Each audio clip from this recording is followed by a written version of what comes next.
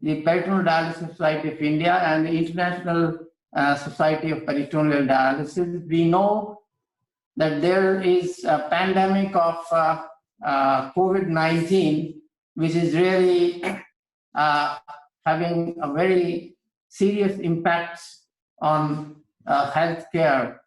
And today we are going to discuss about the impact of COVID-19 on peritoneal dialysis in our Indian subcontinent. And we have 4 eminent speakers who are participating in this webinar. And there is a very good participation. Almost 500 nephrologists and other personnel have registered for this meeting, and 50 of them from 25 different countries. And I welcome all the participants, both from abroad and from India. And to get the webinar going, I am going to invite our first speaker, Dr. Georgi Abraham, who is consultant nephrologist at Madras Medical Mission Hospital. He's professor of medicine in Pondicherry Institute of Medical Sciences and is an adjunct professor at IIT Madras in Chennai. He's one of the pioneers who really started the PD program in the Indian subcontinent, and he's going to talk on a very important area, PD for acute kidney injury in the COVID patients. What are the special considerations which we need to understand and keep in mind? I would invite Dr. Georgi Abraham to start his presentation. Dr. Georgi Abraham, please. Okay, so thank you, sir. Thank you, Dr. Sharma. Actually, dear delegates, welcome to the webinar. So just one more point, actually, if in between the session, if you have any question, so you can put in the chat box there. So, and then after all the sessions, when it will be finished, so then your questions will be taken up. So I'm now welcoming Dr. Georgi.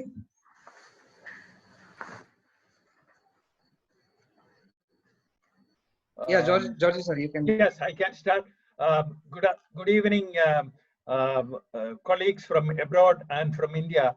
And I am pleased to be with my close friends, Professor R.K. Sharma, Professor Amit Gupta, Professor Nayak, and Professor Sree, Bhushan, Raju.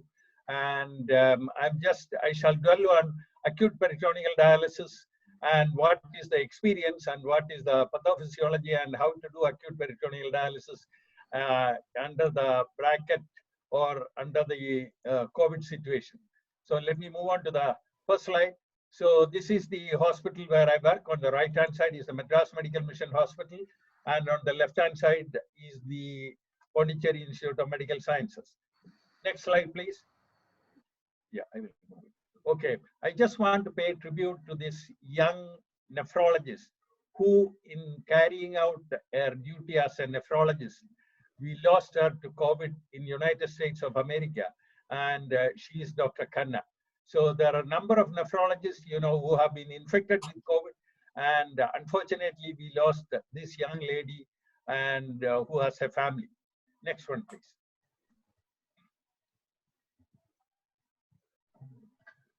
Not moving. Yeah. So this will be the outline of my talk: COVID-19 and AKI. The incidence of acute kidney injury varies anywhere between 15 to 30%. Critical care issues relevant to the nephrologist, acute PD fundamentals, advantages and disadvantages of PD in AKI, what are the ISPD guidelines and practical application of the guidelines for COVID-19 patients. So on the left-hand side, you can see the cartoon of the COVID virus there, and it has mutated quite rapidly. And in India, currently, the doubling time is 11 days. And on the right-hand side, you can see the cartoon of the kidneys. The kidneys are affected by COVID as a result of various pathophysiologic mechanisms. They include the vascular compartment, the glomerular compartment, the tubular and the interstitial compartment. So on the lower down, you can see a patient. This is not a COVID patient. We do dialysis in a patient, peritoneal dialysis in the CCU in our hospital, where you can see that the patient is being monitored by cardiac monitor. There is also an intra-aortic balloon pump. This is a nurse who is doing the PD, and also the patient is getting enteral nutrition through the NG tube. And on the right-hand side, you can also see a cycler, which can help us in promoting peritoneal dialysis in the acute setting. Professor Nayak has very elegantly explained that in one of his papers.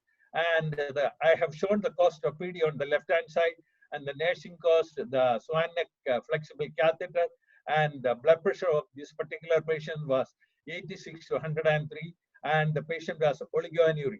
So this is a situation we also see in the Government Medical College Hospital in Madras, where they are doing acute PD for AKI due to COVID.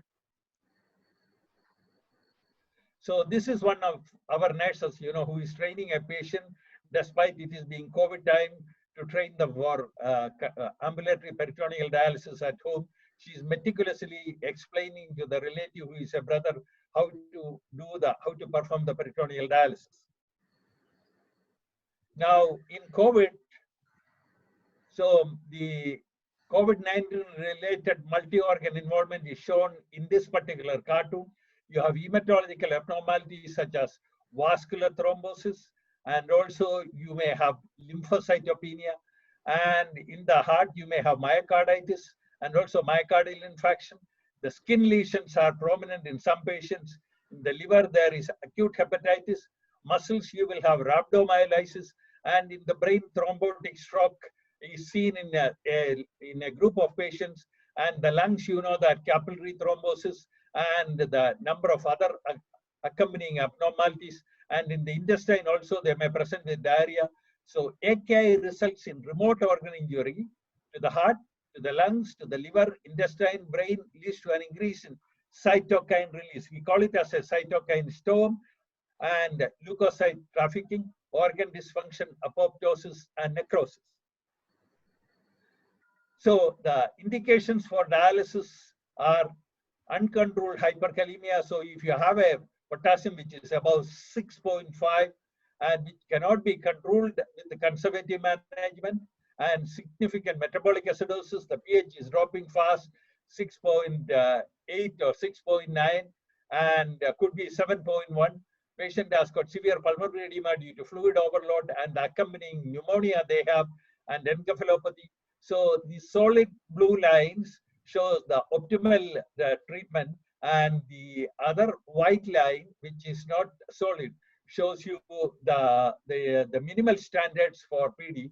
So you can have a flexible PD catheter, which is the ideal thing for doing PD in the ICU. Patient is having shock or liver failure. If it is having yes, we may have to use bicarbonate buffered solution, because the liver cannot convert lactate into bicarbonate when you have significant liver failure. And then you can have the cycles can be given if it is somebody less than 60 kilogram, 1.5 liters every 120 minute cycle, 60 to 80 kilogram, 2000 ml 120 minute cycle, and 80 to 100 kilogram, 2000 ml 90 minute cycle. And hyperkalemia, acidosis, and fluid overload can be to a certain extent treated by this. And if you have, this is with the standard PD solution, and if you don't have a flexible catheter, you can use either a rigid or makeshift catheter, which we have published in the ISPD guidelines. It could be even a rubber tube or an NG tube, which can be used in place of a ready-made catheter. And you can make fluid by mixing the dextrose with MRL is modified ringer lactase solution or Hartmann solution with 50% dextrose. And as per the weight, the total dialysate volume is shown here. And if 50 kilogram, 8 liters. If it is 60 kilogram, 12 liters. If it is 70 kilogram, 14 liters. If it is 80 kilogram, 16 liters. And if it is 90 kilogram, 20 liters. The volume per cycle is usually 2000, and cycles number can vary anywhere between 4 to 10, and cycle time can vary, as I said, anywhere between 144 to 360. And so this is how sorry about this busy slide, you know, how to move with a patient who has got COVID and acute kidney failure in the ICU. Now, I'm sorry about this busy slide. There are two publications, one in nephrology and the other one is in Lancet. And this shows the clinical characteristics of 113 patients who lost their life with coronavirus. And this is from China. The total number of patients were 274. The number of patients who died are 113. And the recovered patients are shown here 161. And acute kidney injury was present in 25% of the patients who died. And in recovered patients, it was present only in 16%. And in total, acute kidney injury was present in 11%. So when you look at the clinical course and outcome published in Lancet, you can see that the acute kidney injury in the survivors 20 and in non-survivors 32. Acute kidney injury was present only in 15 in survivors and in 37.5 in non-survivors. And the renal replacement therapy in non-survivors, 25% required, whereas in survivors, only 1 was required renal replacement therapy, and combined, it was about 17%. So, high-quality continuous renal replacement therapy is a complex procedure requiring collaborative multidisciplinary team-based approach to maximize patient outcomes. PD minimally affected by clotting because a lot of these patients are clotting because of the number of hematological abnormalities and also because of the activation of the endothelium. PD will clear the toxin in a hypercatabolic patient and maintain fluid balance. Use best available evidence to employ best practices in prescribing continuous kidney replacement therapy. PD is a viable and cheap alternative in developing countries. Even in United States, they were using because they ran out of machines, dialysis machines in New York, New Jersey, and they were using PD and measure performance and adherence to best practices for quality assurance and quality improvement. We should look at the cost, we should look at the accessibility and quality. And this is one paper we published in Clinical Kidney Journal some years ago, a review of acute and chronic peritoneal dialysis in developing countries. So this is a cartoon of the peritoneum, just to jog your memory.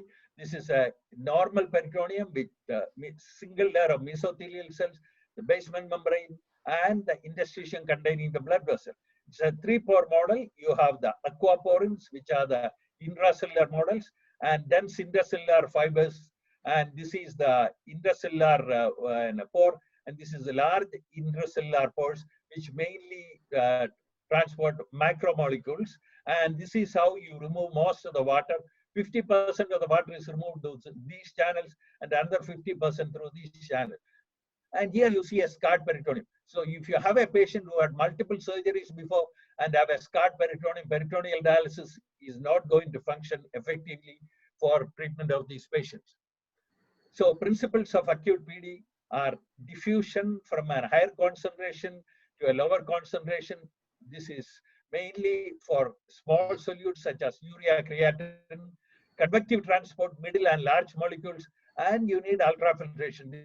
This is by a cartoon here. You can see one of the waterfalls there, you know, where the ultrafiltration comes here and then it falls at a steep height, producing ultrafiltration. So there are 2 types of peritoneal accesses. One is the rigid catheter. It has ease of insertion, cheap, high risk of peritonitis, catheter dysfunction, and poor dialysate flow. This is cheap. You can see we have all used this. And you have the flexible catheter, which accommodate high dialysate flow rate. And this is the catheter which is produced by us in India, cheap, and which can be implanted by a nephrologist using our peel-away sheath. So with the exit side, laterally prone ventilation is easy. So when you do the catheter exit side, when you pull out the external part of the catheter, please have it placed facing laterally so that if the patient needs prone ventilation, this can be easily done. So as I already alluded, even an NG tube or rubber catheter can also be used as an access when the other one is not available. There are different techniques of PD. I'm showing it here, you know, in a graphic manner. acute intermittent peritoneal dialysis, chronic equilibrated peritoneal dialysis, tidal peritoneal dialysis, high volume peritoneal dialysis, and either you can see CAPD or ABD. So most of the time you use acute peritoneal dialysis. You can also use tidal peritoneal dialysis and high volume peritoneal dialysis for treatment of patients with acute kidney injury. So advantages of acute PD are: it is simple, relatively cheap, minimal infrastructure or training is required, cardiovascular stability, biocompatible membrane, that is the peritoneal membrane, avoids vascular access and need for anticoagulation, disequilibrium syndrome is avoided, more rapid recovery of renal function because you reduce the incidence of hypotension because you are doing a smooth dialysis such as PD. Disadvantages are: you need to have a PD access, increase intra-abdominal pressure, potential effect of pulmonary mechanics, inability to dial and ultrafiltration volume as in hemodialysis or CVVSD, risk of failure due to mechanical complications. So this is one of the studies which has come out from the UK, 25% requiring renal replacement therapy impact on survival. So when you look at the patients receiving any renal support, among the 558 patients, there are 19.9% alive and 80% dead. Patients not receiving any support, the large number recovered, that is 56 patients recovered and only 43% died. See the difference between this and this. So those who were receiving renal replacement therapy were the sickest of the lot. And the length of the stay in critical care is shown here, median, and those in survivors, it was 10 days. Non-survivors, they pretty much died faster. And the patients receiving no renal replacement therapy, it is only 5 days in the ICU. So this is another renal replacement therapy, real world ICU data. And the patients, COVID patients, and these are the others shown on the left-hand side. These are the geographical locations where this was done. And the number of COVID patients varied anywhere between 0 to 142. So fluid balance ICU care has resulted in many of the patients being fluid depleted as a result of high fever and restrictive fluid strategy, because we were thinking that it is an ARDS process, and now we know that it is not an ARDS process. It is due to microvascular thrombosis in the small capillaries in the lung, although they may have a pneumonia. So ARDS is often an iatrogenic condition developing later due to liberal fluid prescription. Daily and cumulative balances are estimated to calculate and identify hidden fluid, such as we have to give them intravenous drugs, vasopressin, NG feeding, etc. Cytokine storm associated with severe lymphopenia, high ferritin, D-dimer is high, and deranged liver function test. This is seen in critically ill patients and associated with very high levels of interleukin-6 due to the triggering of innate immunity. They also have high levels of interleukin-2, interleukin-10, and interferon gamma. And the question remains whether CRRT absorption therapies can attenuate this condition. CVVHDF does not reduce cytokine levels or organ failure when used to treat sepsis. So this cartoon shows high volume peritoneal dialysis versus daily hemodialysis, a randomized control trial in patients with acute kidney injury. When you look at the number of days, and you can see that this is PD, the blue lines is PD, and the other one is daily hemodialysis, and the survival is same around 30 days.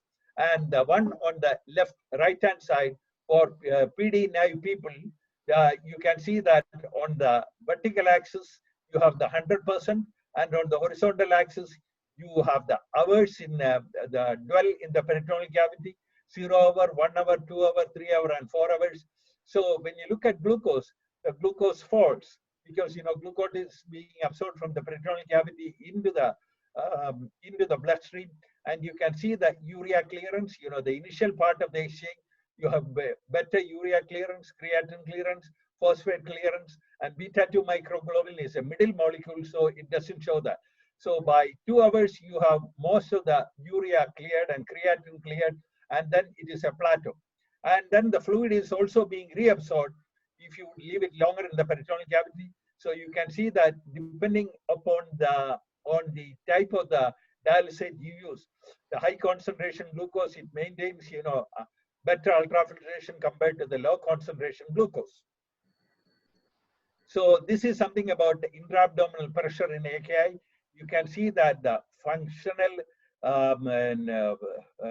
functional residual capacity, and also you can see the on the other side the intrapulmonary volume, the intraperitoneal volume. This is intraperitoneal volume. I'm sorry that. So intraperitoneal volume, as the volume goes up, you can see that the functional vital capacity goes down.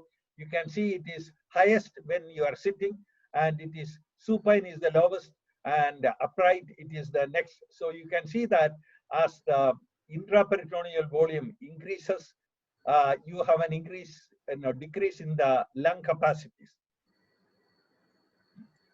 So tidal peritoneal dialysis with biocompatible PD solution versus continuous veno-venous hemodiafiltration in critically ill patients with acute kidney injury. This is a randomized study. So it shows that the author's conclusions are moderate mortality, recovery of kidney function based on the moderate mortality and base, little or no difference between PD and extracorporeal therapy for treating AKI as it is shown here in this particular graph. So dialysis fluid can be made, you know, a lot of the places you may not have ready-made dialysis fluid available for peritoneal cavity in flexible containers. So this can be made by adding dextrose to either ringer lactate or plasmalite or Hartmann solution. So you can have either 1.5% solution, 4.5% solution, depending upon the concentration and the quantity of glucose you are adding. So along with plasmalite, along with Hartmann solution. And also alternatively, if you have only half normal saline, then you can also make it 1.5 and 2.5, depending upon the amount of dextrose you add and the soda bicarbonate and the sodium chloride you add together. So targeting a weekly KT over 3.5, not necessary. So most patients with AKI and targeting a weekly KT over V of 2.2 has been shown to be equivalent to higher doses.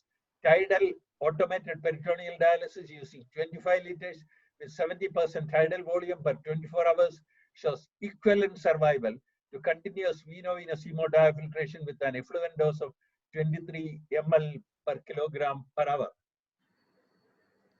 So they have looked at different total dialysate volume. This is very high volume, 36 to 44 liters, and also low intensity. This is high intensity weekly KT over V 4.3, low intensity weekly KT over V 3.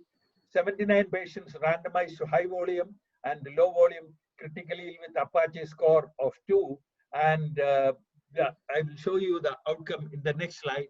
So it shows that high intensity and low intensity, you can see that this is the vertical axis, and the horizontal axis time over days. There is no significant difference at all in terms of survival between the high intensity and low intensity peritoneal dialysis. So dwell time, the blue bar show the dialysate volume, 48 liters per 24 hours. Here it is 24 liters, and the dialysis time is 12 hours and 28 hours. These are all 1 hour cycles, and the one in pink color is 2 hour cycles. So sorry about this busy slide. Acute PD studies in critical care. I'll only just go through the mortality and whether you are doing high volume PD or daily hemodialysis, high volume PD or daily hemodialysis, higher versus lower intensity, intensive versus minimal standard. The mortality is not statistically significant except in this tidal and CVVST, and you can see that there is some statistically significant difference because here the volume is less with the tidal APD, and whereas with the CVVST the volume is more. So RRT modality or mortality in patients with AKI, this forest graph show you that On the left-hand side, we have favors PD, and on the right-hand side, favors extracorporeal blood purification. So when you look at the different other cohort studies and randomized studies, it shows that, in some of the studies, PD seems to be superior compared to the extracorporeal circuit. And also randomized studies also, you can see here, PD seem to be superior. Here the EBP seem to be superior. And here also EBP seem to be superior. So effect of peritoneal replacement therapy modality on mortality in patients with AKI grouped by study designs is shown in this. So it tells you that there are advantages and disadvantages, and PD can be an effective mode of therapy in patients with AKI. So we are in the past. The COVID has taken a lot of energy and also a lot of lives from us, but we have to look at future. So looking at future, I think that we have to be very optimistic. Yesterday is over. Yesterday, your future begins today. So we need to work together to save the lives of patients and having learned lessons from past. So conclusions, PD for AKI is suitable for critically ill patients and preserves resources, nursing, PPE and consumables. Consider use in patients who are less hypercatabolic and reserve CVVHDM. This is continuous veno-venous hemodiafiltration for the profound multi-organ failure or significantly fluid overloaded patient. Consider PD as a bridge to the ward to move the patient to the ward, as I have already alluded to. Consider slightly earlier start, especially if fluid is overload. Don't wait until the patient requires ventilation. Don't be scared of higher glucose concentrations. Monitor intra-arterial pressure if feasible and adjust volumes accordingly. And thank you. And I thank all who have listened to me, and thank you for giving me this opportunity.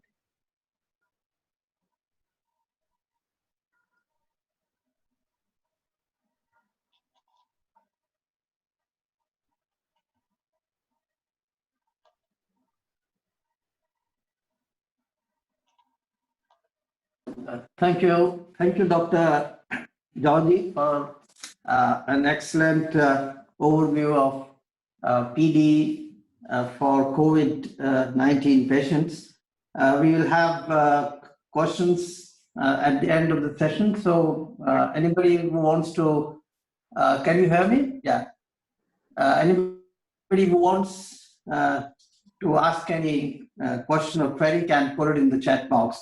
I would now invite next speaker, Dr. Sree Bhushan Raju, who is the current secretary of Peritoneal Dialysis Society of India. He is the professor and head in the Department of Nephrology in Nizam Institute of Medical Sciences, Hyderabad.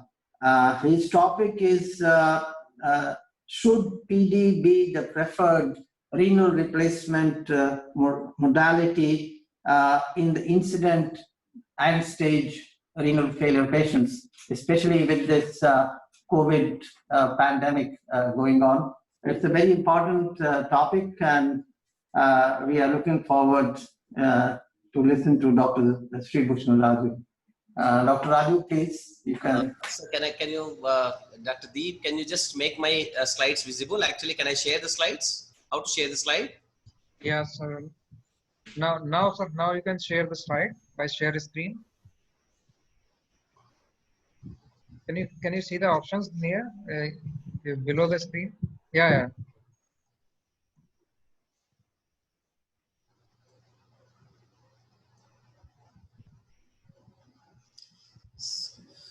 Able to see now? Amazing. Processing.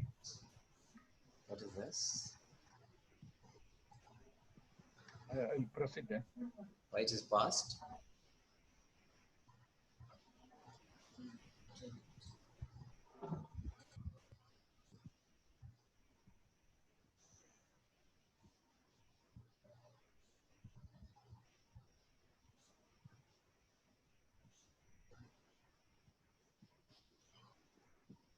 Can you reshare it, sir? Yeah. Okay. Can you reshare? Just stop sharing and then reshare.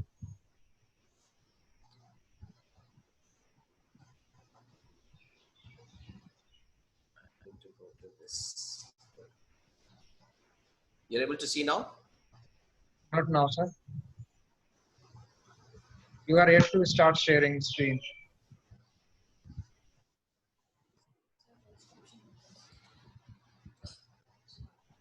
Yeah, now it is visible. But it is something else, right? What is this happening here? But you should come. In fact, you should allow me to share the screen. Yeah. So, sir, your screen is getting shared, Okay. but the PPT is not getting shared right now. It was Zoom, something else actually. Yeah, now it is okay. We can see that, sir. Wait. How can I see you people then? No, difficult for me there. Can I start now? Yeah, sure, sir. You people are able to see this, no? Yeah. So, good afternoon, everyone, and good evening, everyone. And it's my honor to be with all the eminent nephrologists of the country and sharing about the COVID infection and the PD as a preferred RRT modality in incident ESRD patient. And you all have heard about the acute kidney injury and the PD modality by Dr. Professor Georgi Abraham. And this is the topic given to me. The PD is preferred over hemodialysis and in incident ESRD patients. And you all know that the entire world has come to a standstill now because of the COVID infection. But we, the academicians and the doctors, are getting into so many meetings and the webinars and comfortably taking care of our academic activity in a proper way. And thanks to all the organizers for giving me this opportunity, and also thank Dr. Nayak for having such a wonderful idea of having a webinar on PD and COVID infection. And this is already known to us that hemodialysis versus the peritoneal dialysis, always which one is the best modality in all the all practical aspects. And we choose depending on our type of practice and depending on our the kind of patients we get. Either we ask them to go for a peritoneal dialysis or the hemodialysis. But the question now is, in the wake up of the pandemic like COVID-19 infection, which is the preferred modality, and PD or the hemodialysis? And you know the basic, the statistics of end-stage renal disease in the country, the study done by Jha and Modi et al. Showed that 151 to 232 per million population gets into incidence of ESRD in our country. And nearly 2.2 to 2.75 million population gets into RRT every year in this world in this part of the world. And the dialysis population is also growing at the rate of 10 to 20% annually. And compared to the hemodialysis, peritoneal dialysis is a continuous process. You all know that, and it is over a period of 168 hours per week compared to hemodialysis, which is just 12 hours per week. And peritoneal dialysis is better in removing the uremic toxins and balancing the fluid status of the patient who is sick otherwise. And PD uses the osmotic and oncotic pressure, whereas hemodialysis uses the hydrostatic pressure. And the peritoneal dialysis membrane is more biological compared to a synthetic membrane that is used in hemodialysis. These are the basic, the well-known differences between the hemodialysis versus peritoneal dialysis. And by all this logical thinking, and the peritoneal dialysis appears to be the preferred one in every aspect of medical management of patients with end-stage renal disease. And also there are certain known benefits and also some disadvantages and the risk associated with both the modalities. And the PD is found to be wonderful, and as far as the survival benefit is concerned, in the first 1 to 2 years after the initiation of dialysis. And the PD gives a lot of autonomy to the patient, and also the patients are, more and more number of patients are satisfied with the PD in the first few years till they get into 1 or 2 episodes of peritonitis. And it really maintains the residual renal function very well till the end. And those patients with the post-transplant, there are less chances of getting into delayed graft function. And in this part of the country, definitely the PD is of lesser cost compared to the hemodialysis, where they need to make a lot of running around to get into hemodialysis program. And whereas hemodialysis is better as well, the patient responsibility is less in that.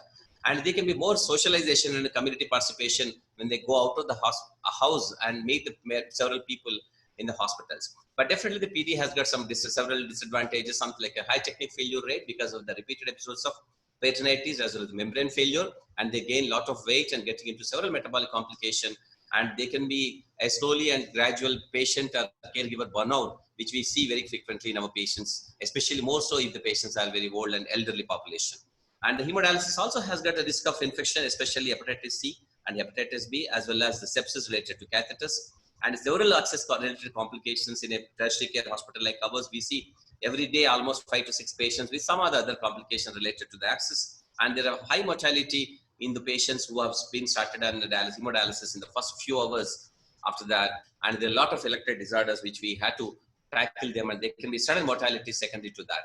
And one of these particular prospective evaluation of which modality the patients are eligible in one of the previous studies, and nearly around 10 years back, and around 1300 CKD patients of various stages were actually evaluated for their suitability and eligibility to get into, and they found that the 87% compared to the 98% of the people patients were eligible to get into PD, and the PD psychological and medically also the PD was slightly less preferred compared to the hemodialysis. What is this?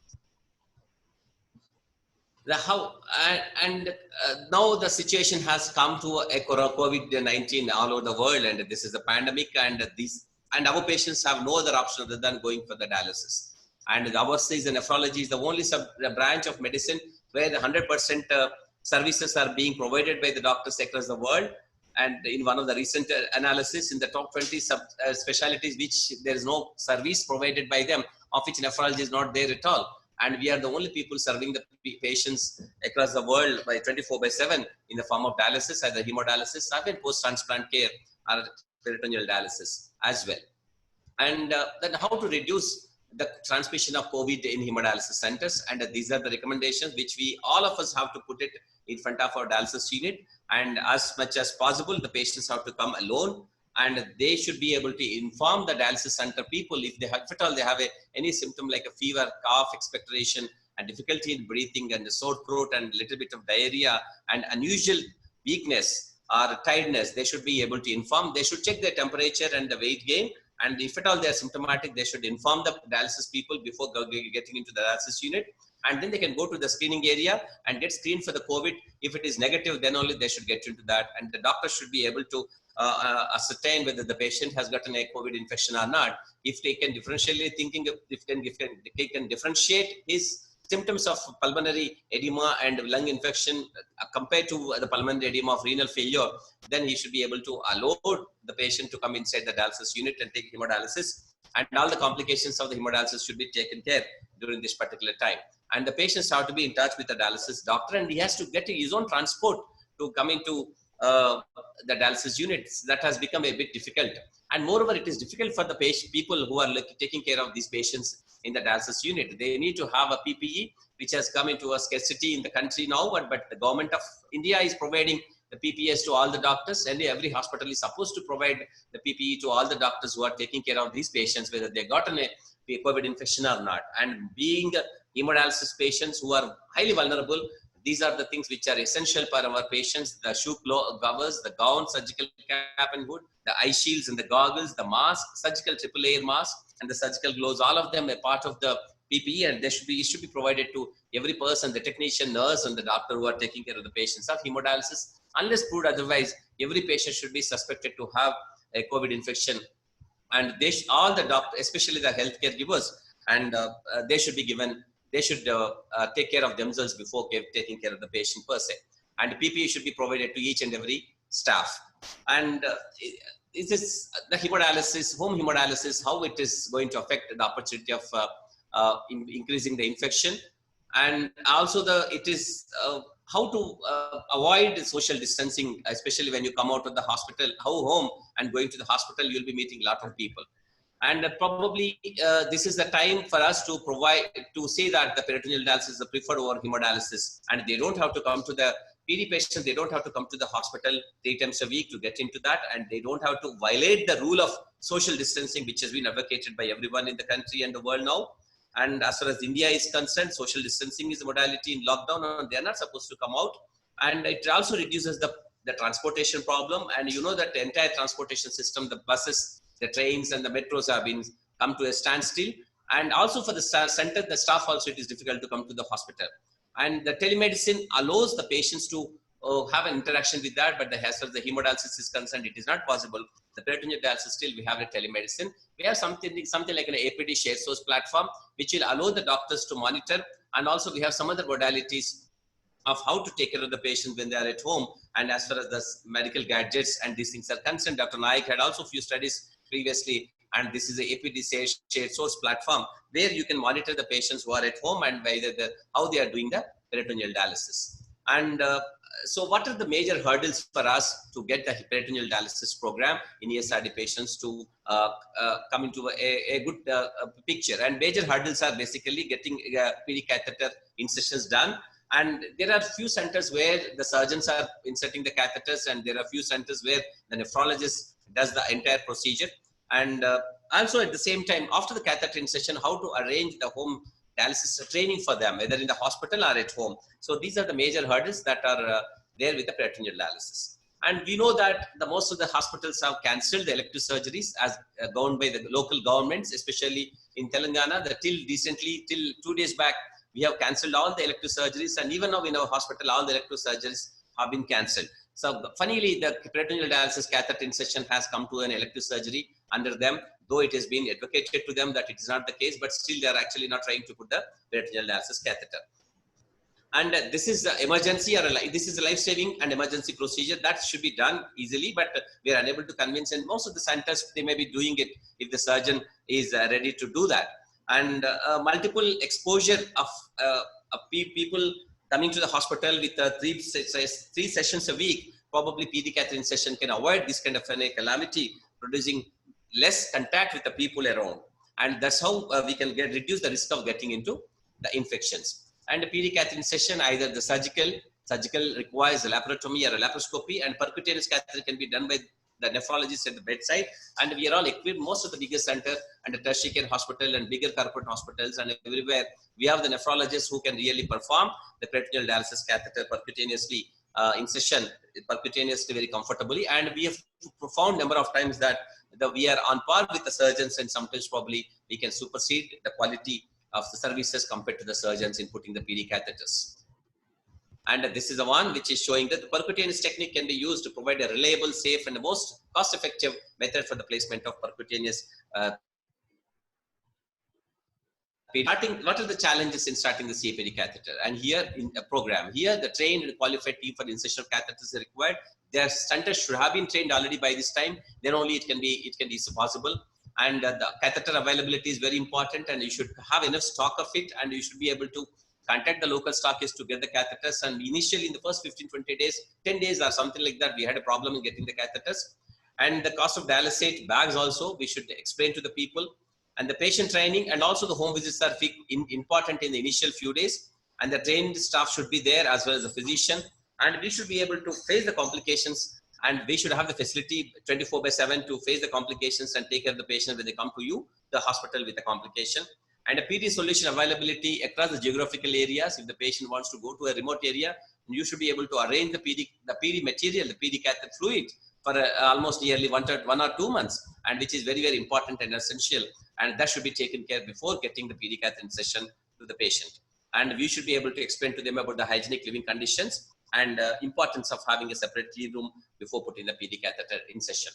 And there are few patients who are called as crash landers, who presents was without any warning to end-stage renal disease, who requires emergency dialysis therapy. And we also know that the late referrals and the ultra late referrals are very, very a major complicated problem with our group of people.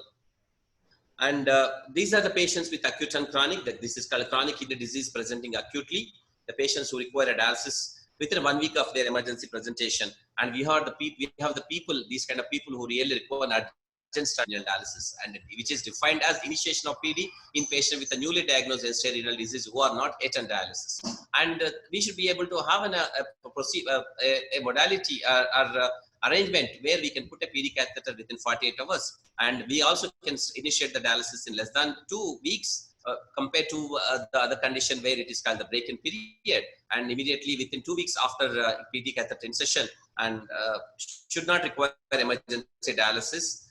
Something like where the indication for emergency dialysis like hyperkalemia, fluid overload, and marked uremia are there. And if the uremia is there, probably we can take some time in putting a PD catheter because it takes 30 to 40 minutes and not more than that. But if other complication like fluid overload is there, it may be difficult, and sometimes we need to have an emergency hemodialysis followed by PD catheter insertion.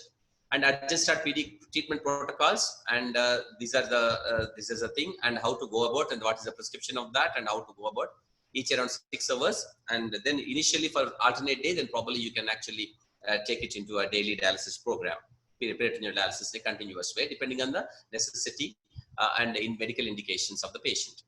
And early and late patient outcomes in urgent start peritoneal dialysis also showed that the urgent start PD has acceptably low early complication rates and a similar long-term survival, technique survival compared to the classical and conventional PD start. So this also shows that in the patient who comes to you in emergency status, you can take care of them well with urgent start peritoneal dialysis. And what are the reasons for non-eligibility for peritoneal dialysis? We also should know about the medical and psychological.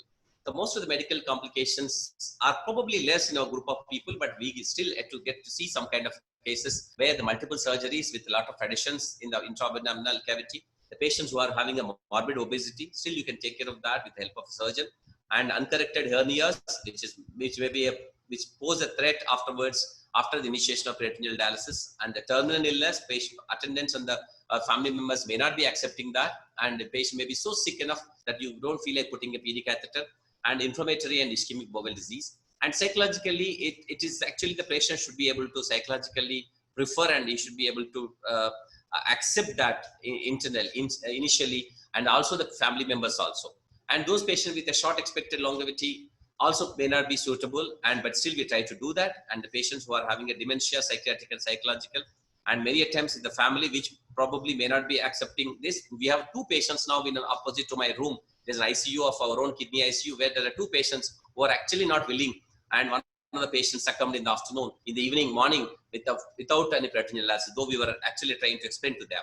And the cultural and religious issues also will come into picture before accepting the peritoneal dialysis. But there are some complications related to the PD. That's the most common and most troublesome is the peritonitis, and there are some complications related to the catheter insertion and there afterwards, the mechanical problems, the ultrafiltration failure, encapsulating peritoneal sclerosis, and there are several psychological issues that come into picture.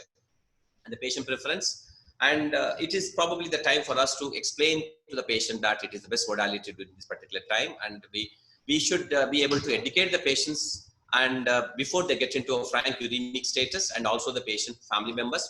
And we should have a referral system for the patient to participate in the choice of therapy, and also which suits their lifestyle also in a better way.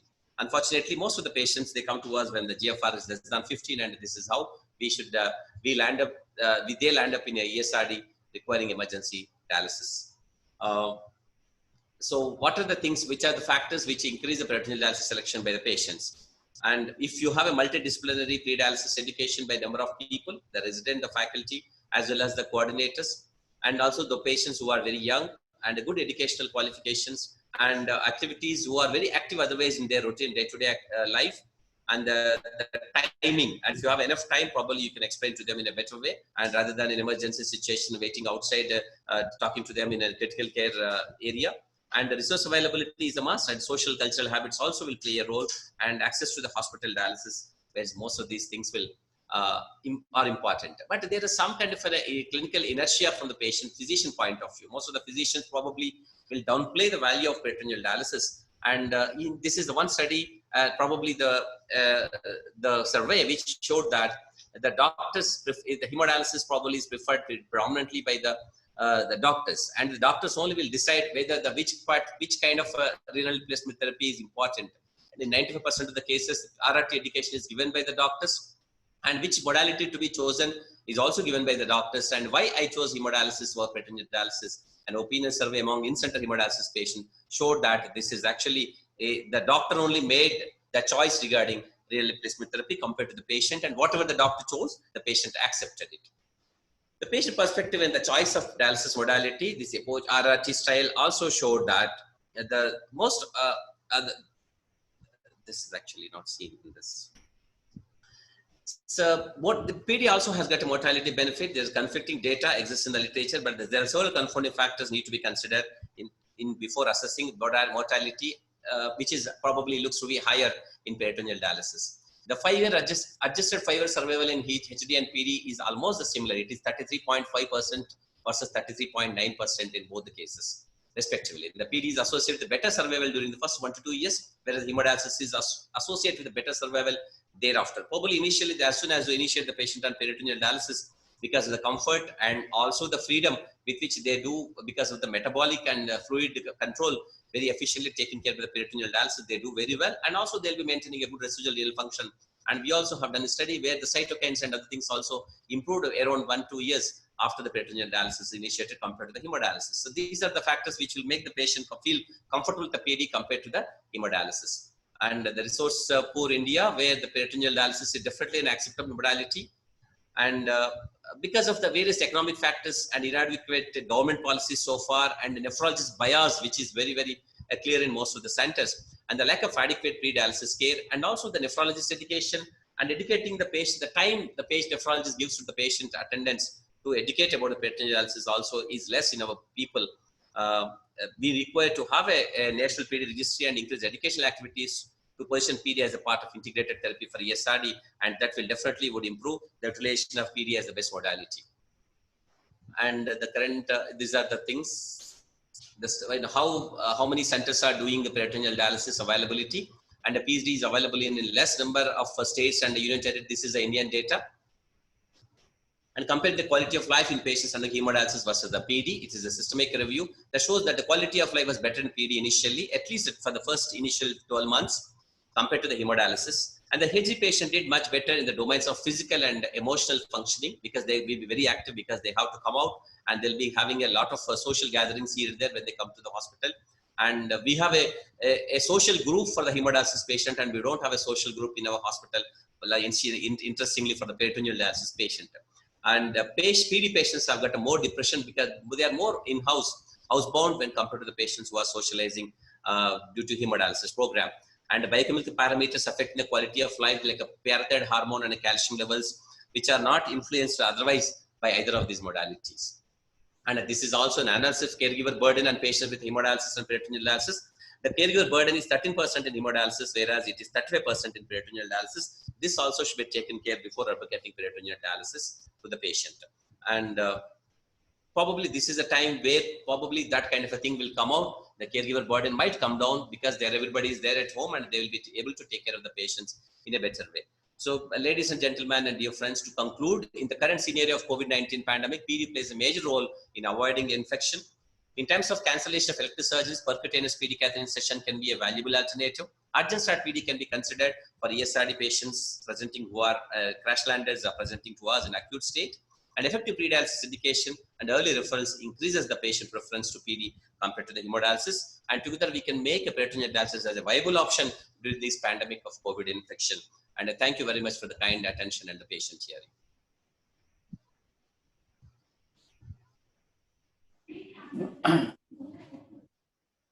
Thank you, Dr. Sree Bhushan Raju, for this overview of PD as a renal replacement modality in incident and stage renal failure patients.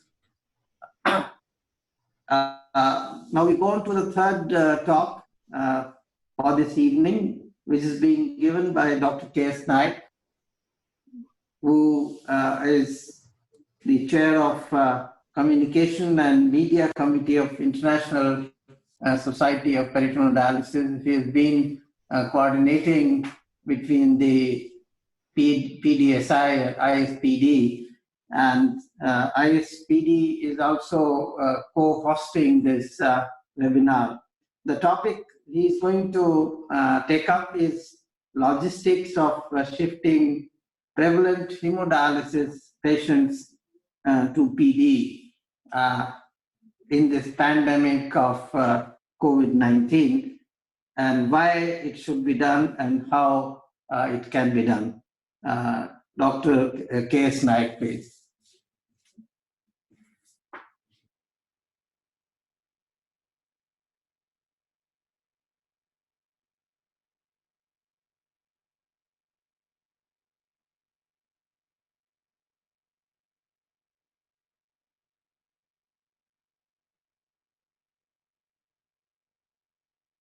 Can you see?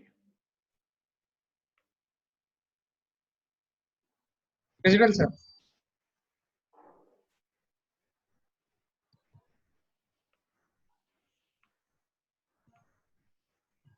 Can you see the, yeah, okay. I think we had, am I clear? Yes, sir. You are absolutely clear. Okay. We had two excellent lectures from Georgi Abraham and Sree Raju. Now I'm speaking on, many might think, controversial topic of logistics of shifting prevalent hemodialysis patients, those who are on hemodialysis, why and how.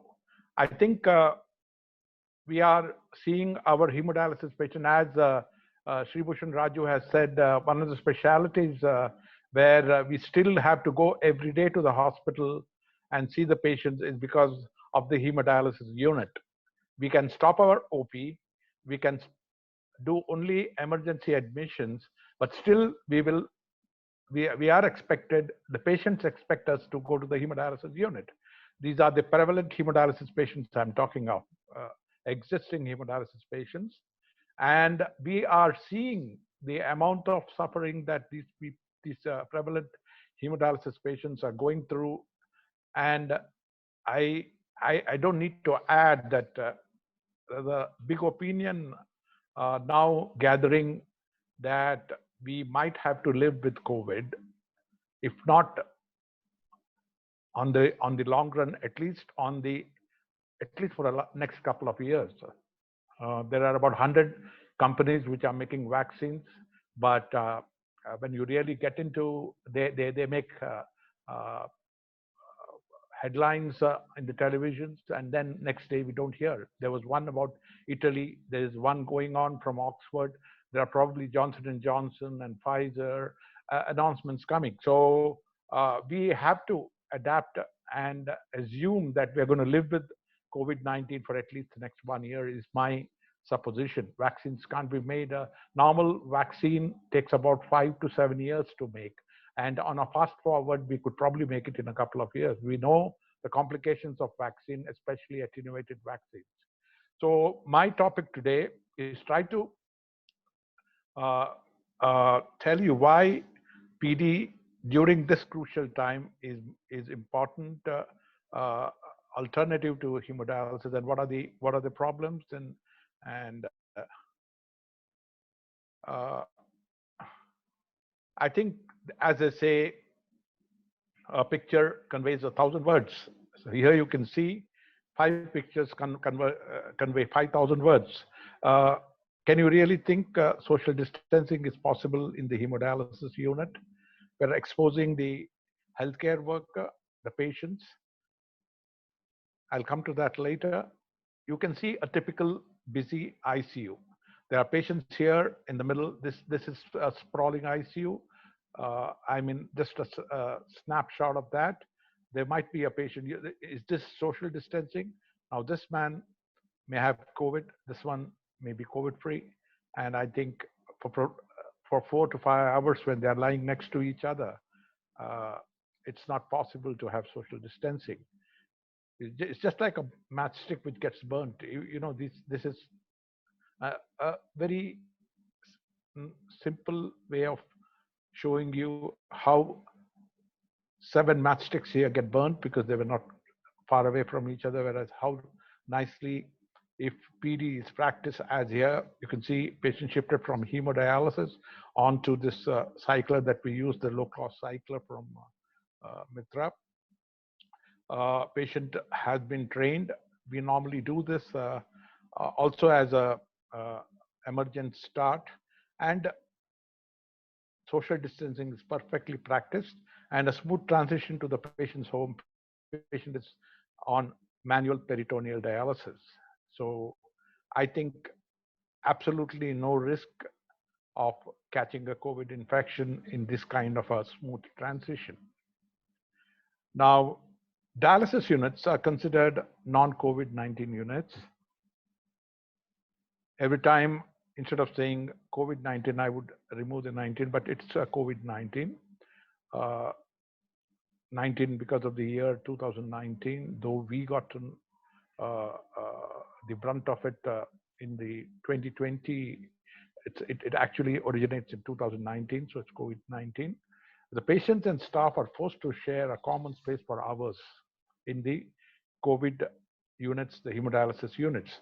Thus, if a COVID-19 patient has not yet been identified, which I'm sure every one of us has seen this happening, you are seeing IgM positive, and then you are seeing RT-PCR negative. That means the patient was infected, RT-PCR being negative, which means the patient went through an asymptomatic phase, has probably infected the healthcare worker and the adjacent hemodialysis patient, and patient is in the, has not yet been identified, but the RT-PCR says negative, IgM positive. So the chance of spreading infection, they can be super spreaders. Technically, a patient in the hemodialysis unit has all the characteristics of being a super spreader.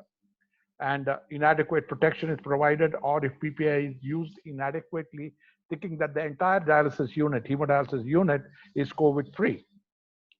And one thing which I want to reiterate here is dialysis technicians / nurses, as they are called, the dialysis nurses in the Western world, are incidentally more crucial than the nephrologists. They probably take care of 20 to 30 patients in a day, and the dialysis unit can do without nephrologists. We can be on the telephone from home. They can talk to us and convey the problems, and we can sort it out over the phone. But hands-on, working from home, the dialysis technicians have a hands-on job, and they can't work from home. This is a very important point we should understand. So dialysis technicians have very specific skills that require extensive training. I think you have seen patients who say, I want to be cannulated by this particular technician because that technician has a particular skill set which other technicians have not yet developed, and these people are able to identify where to cannulate. So it's an extremely skillful profession, and I can openly tell you, I am not embarrassed, but we are not as important for the hemodialysis unit, in-center hemodialysis unit, as the hemodialysis technicians are. And a shortage of dialysis technicians can, for whatever reason, can have catastrophic consequences on the management of the hemodialysis in-center facility. I also would like to, there's a lot of controversy about the masking.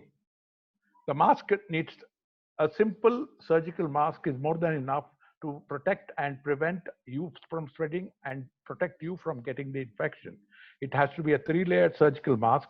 A simple test is holding it and putting water over it, holding it like a cup, and ensuring that water doesn't seep through it. And then the flame test is you wear the mask and then hold a cigarette lighter or a matchstick and try to extinguish it by exhaling air forcibly. And if it doesn't move, that means it is safe. And also making sure that it is covering your nose and lower part covering the chin and below the chin. So these, if this is done, I think you are having a safe masking technique. If in doubt, as has been raised by a lot of masks have been purchased from China and they are found to be defective, but you can double mask and again do the flame test and again do the same test, but make sure that you test it before using, and then that batch is safe enough to use for all potentially where you can get exposed to. I'm not talking of goggles. I'm not talking of N95 mask here. I'm not talking of goggles. I'm not talking of the other part of the PPE.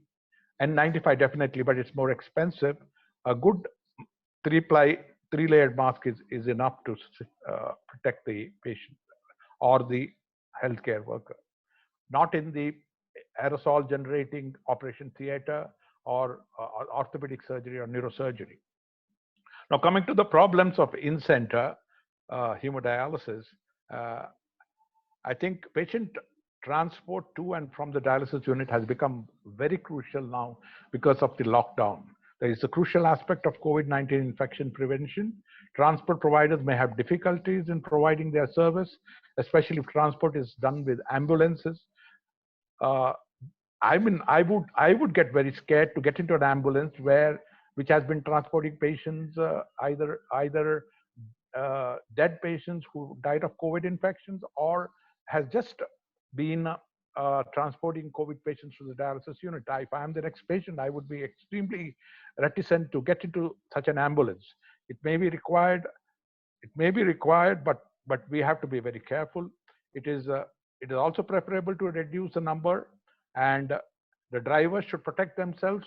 Apart from that, also protect and prevent exposure of the dialysis patient by wearing a surgical mask and by periodic accurate disinfection of their vehicle, which is what I am very worried of.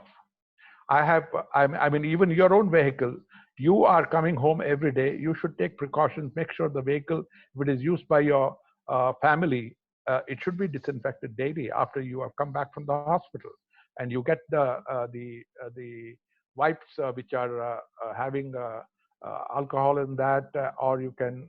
I mean, there are a number of varieties of pipes available with which the seat should be, especially the handrests and the handles. If available, the best way would be, if available during lockdown times, relatives could help by driving their family member to the dialysis unit, and definitely public transport is to be strictly prohibited. You can see these are pre-COVID times, and you have seen this happening even now, and the buses overcrowded. Short way of getting a patient COVID infected. Now I come to the brass tacks now. These are all papers that came recently. Impending shortages of kidney replacement therapy for COVID patients. Now this happened in the US. I think many of you would have heard of the hospital, the Bellevue Hospital Center, and the initial experience of AKI from Wuhan. There was more a run towards getting ventilators and putting patients on ventilators. We understood the disease more. We understood more of the thrombotic complications coming in, and more of AKI. As you see, the initial papers did not even make fleeting mentions of AKI. But now you are hearing horrible stories where there's no more shortage of ventilators anywhere, including United States. They are able to handle the ventilators, but there's a severe shortage of dialysis machines and dialysis nurses. So this has led to diversion of hemodialysis machines and trained technicians to the COVID ICUs.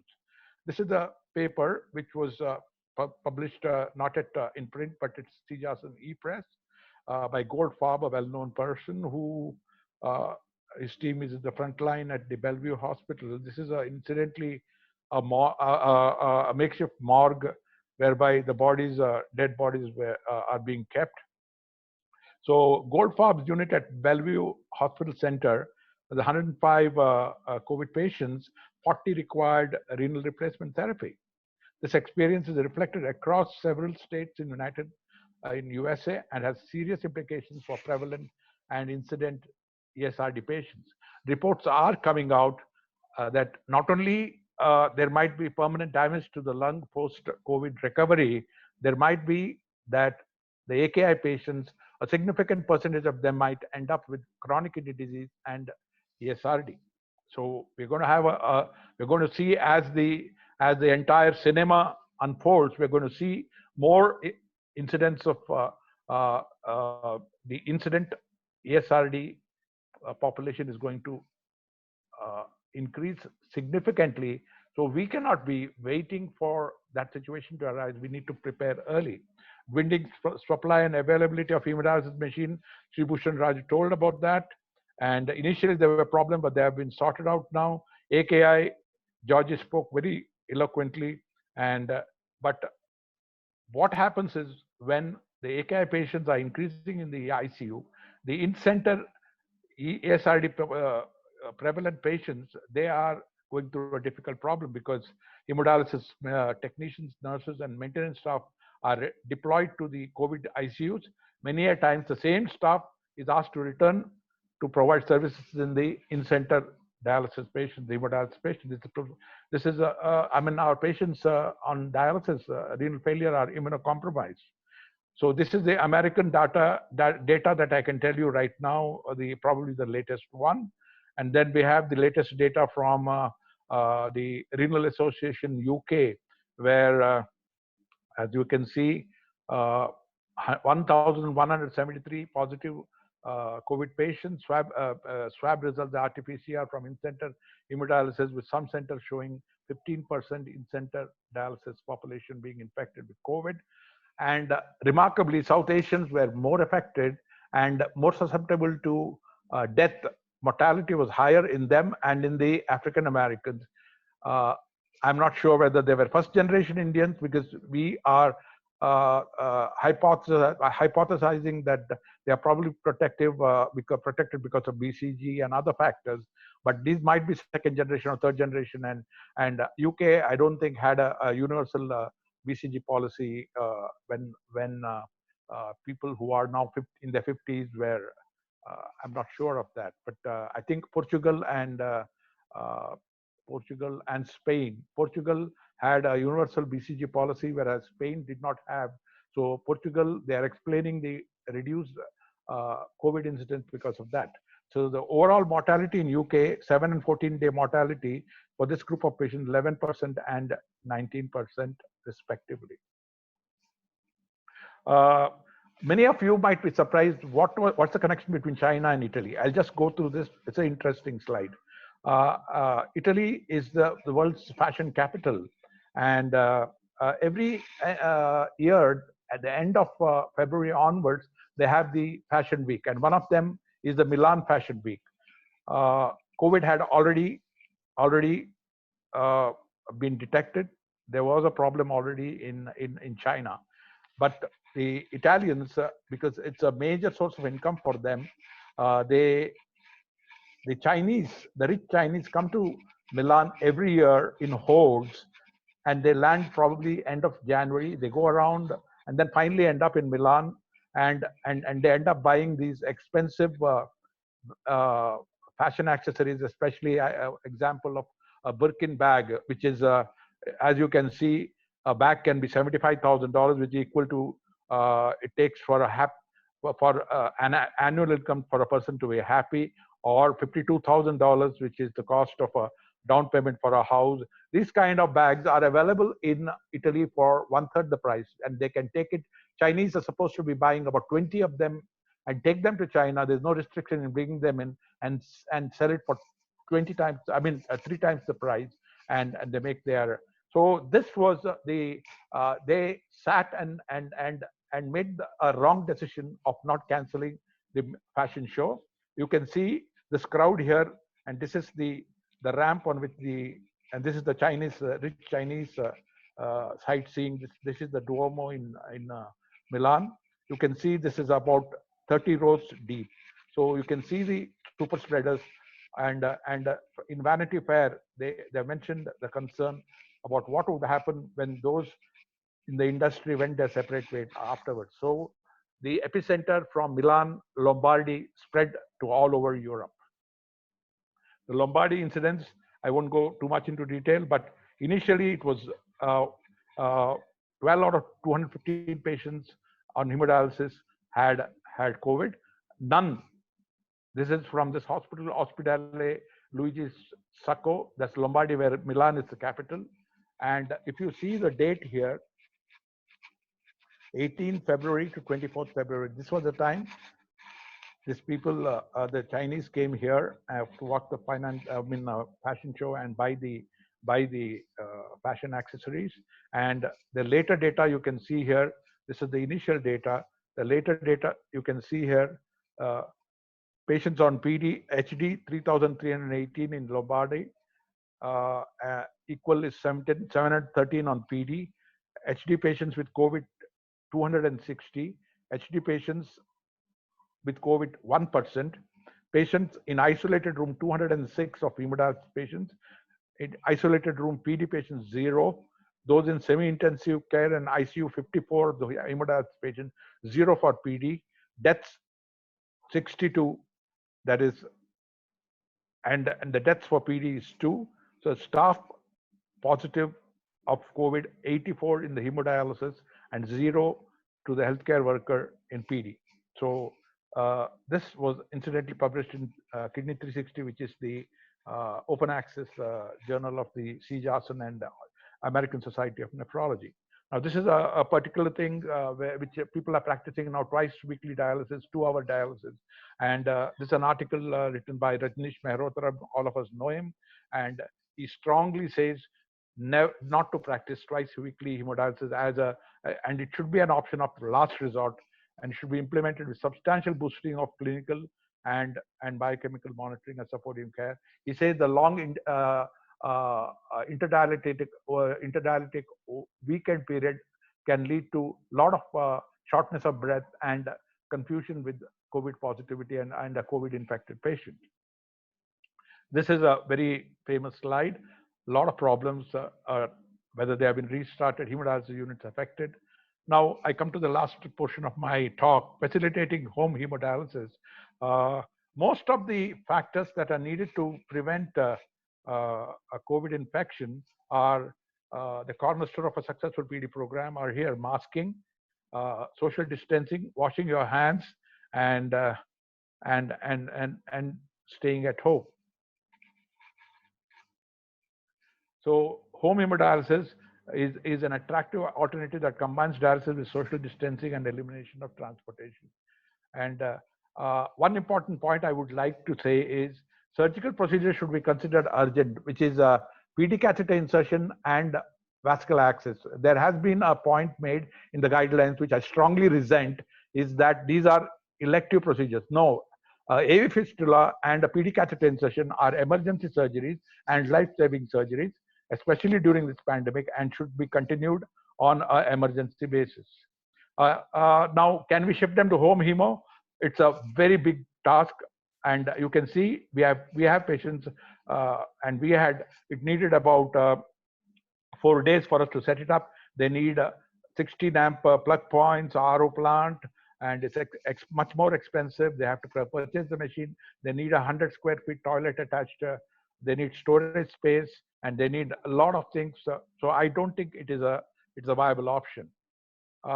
This is something that I would say futuristic. This should be the allo hemodialysis. Those who had attended the International Society of Blood Purification, Peter Kotanko, a very good friend of mine, he is developing this concept and should see the light of day probably in the next year or two, where a patient, and this is called the buddy dialyzes the patient. The patient can be pediatric or of the same weight, and they are connected to each other through a prototype and a hemodialyzer, and ultrafiltration and solute clearance of this ESRD patient is done by a buddy. Here is the mathematical modeling, which is showing amazing results. So allo HD, probably it doesn't need a water supply. All it needs is the prototype and connecting two patients. And if it's as simple as that, that is fine. Now, we have done significant work for the last 5 years. We have been doing emergent start peritoneal dialysis, and we have published it in the blood purification.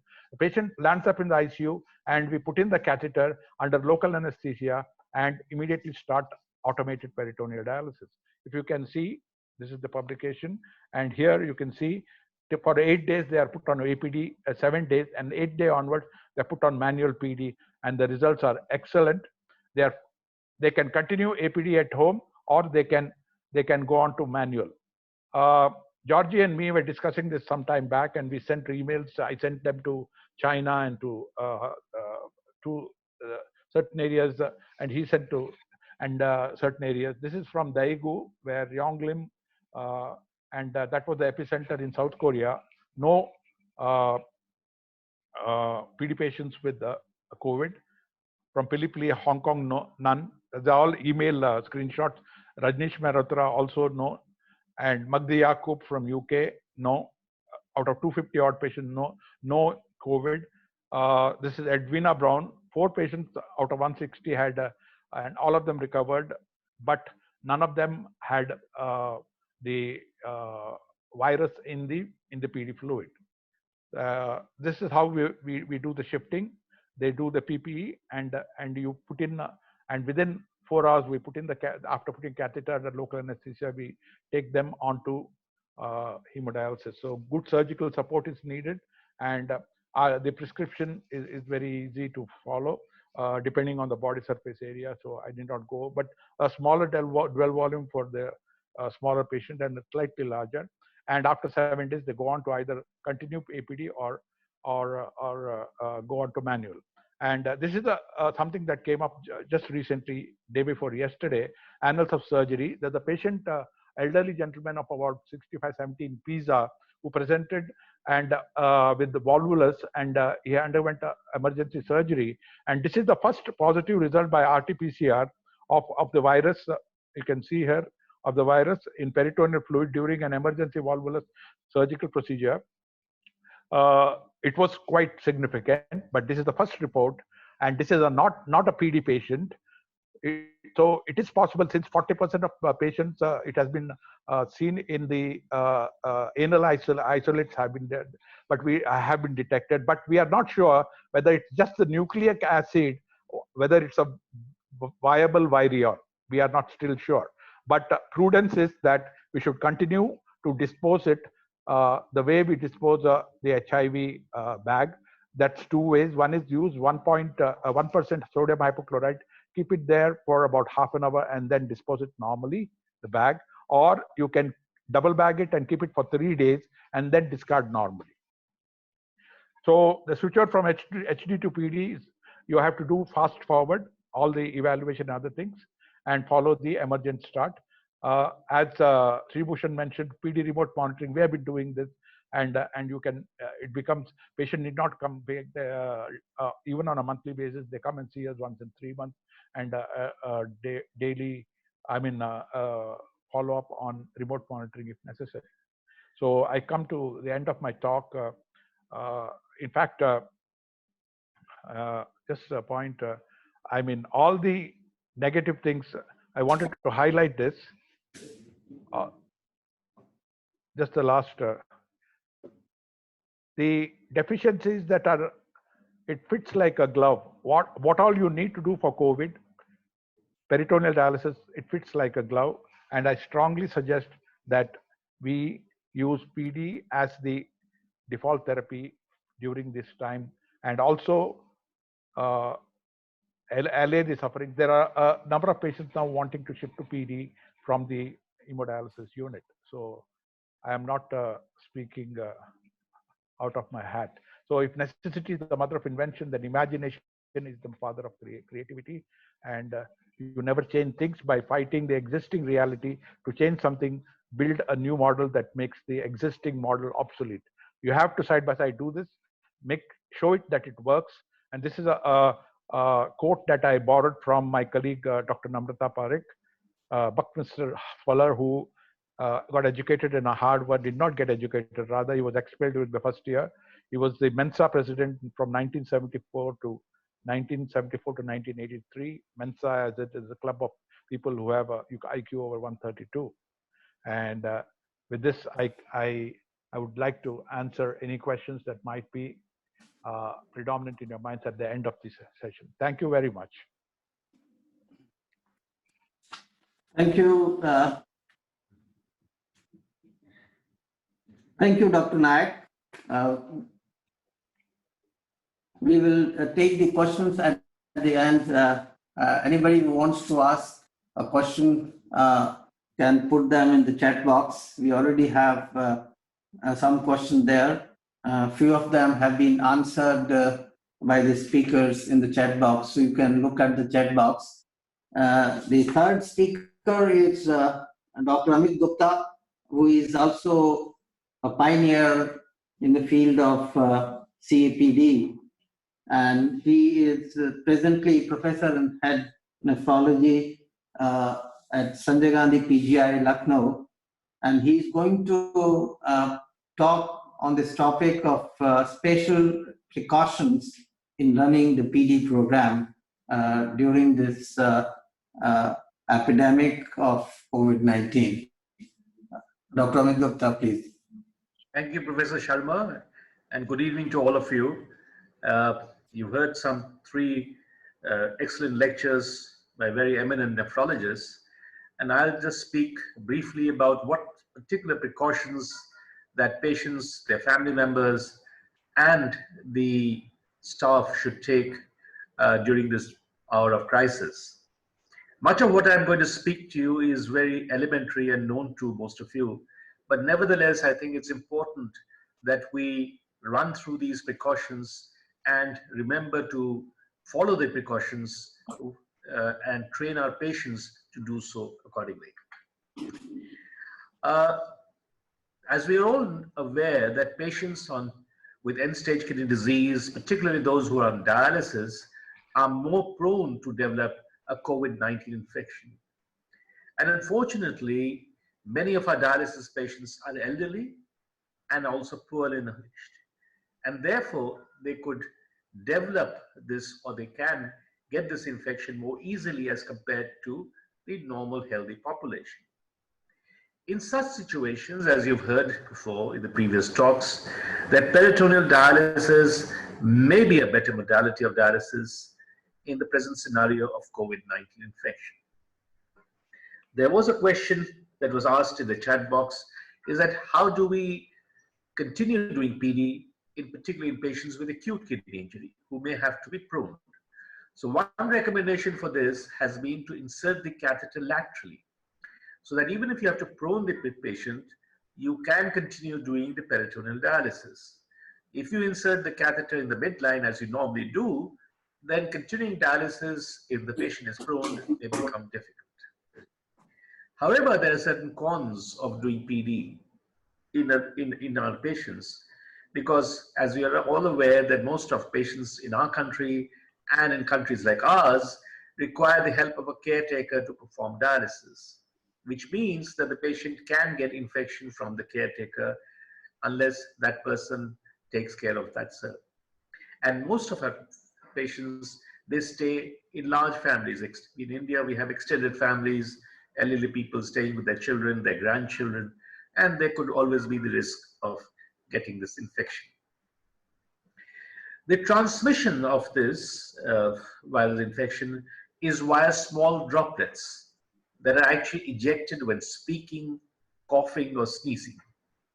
And the most common droplet size threshold has a minimum of 5 to 10 micromoles. And there has been much debate, as you must have read in literature, about whether these droplets should sometimes be considered as an aerosol. The earlier studies assumed that the droplets were spread mainly through coughing. But the recent analysis has found that transmission occurs through talking, which may be a key vector. And as you speak louder, your speech increases the quantities and sizes of the droplets, and this may be associated with a higher viral load. Now, this SARS-CoV virus is highly transmissible, with a replication number estimated to be approximately 2.4. And as we're all aware that many of these patients, or most of these patients, are asymptomatic, and all have a pre-symptomatic incubation period ranging from 2 to 15 days with a median of 5.1 days. And patients are most infectious during the initial days of infection when the symptoms are mildest or not present. So this is important to remember. Now, this is an important differentiating point in this type of viral infection as compared to the SARS infection that we've had in the past.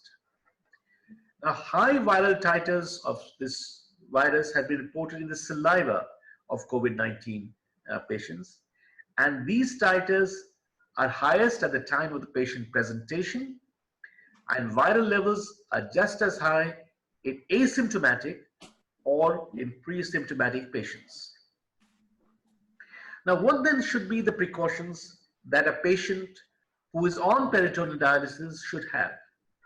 The first thing that has been suggested is that since this is a home-based therapy, and particularly in a time when there is a lockdown and there's difficulty in getting your supplies, you must store adequate amount of supplies of PD supplies, the consumables and the medications at your home visit.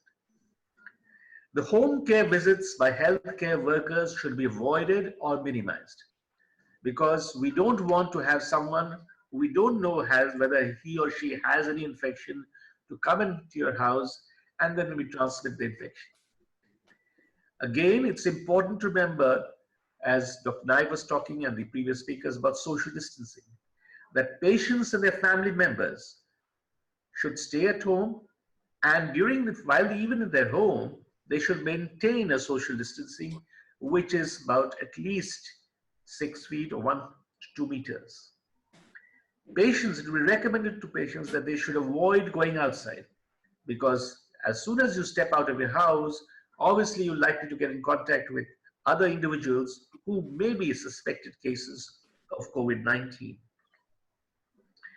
The other important precautions are that it is usually mandatory in most centers that while they're training, they tell their patients or their family members they should wear a mask, particularly while they're doing the procedure. But even otherwise, when they're not doing a procedure, they should try and wear a mask if there's more than one person in that room. You should reinforce the education regarding hand hygiene.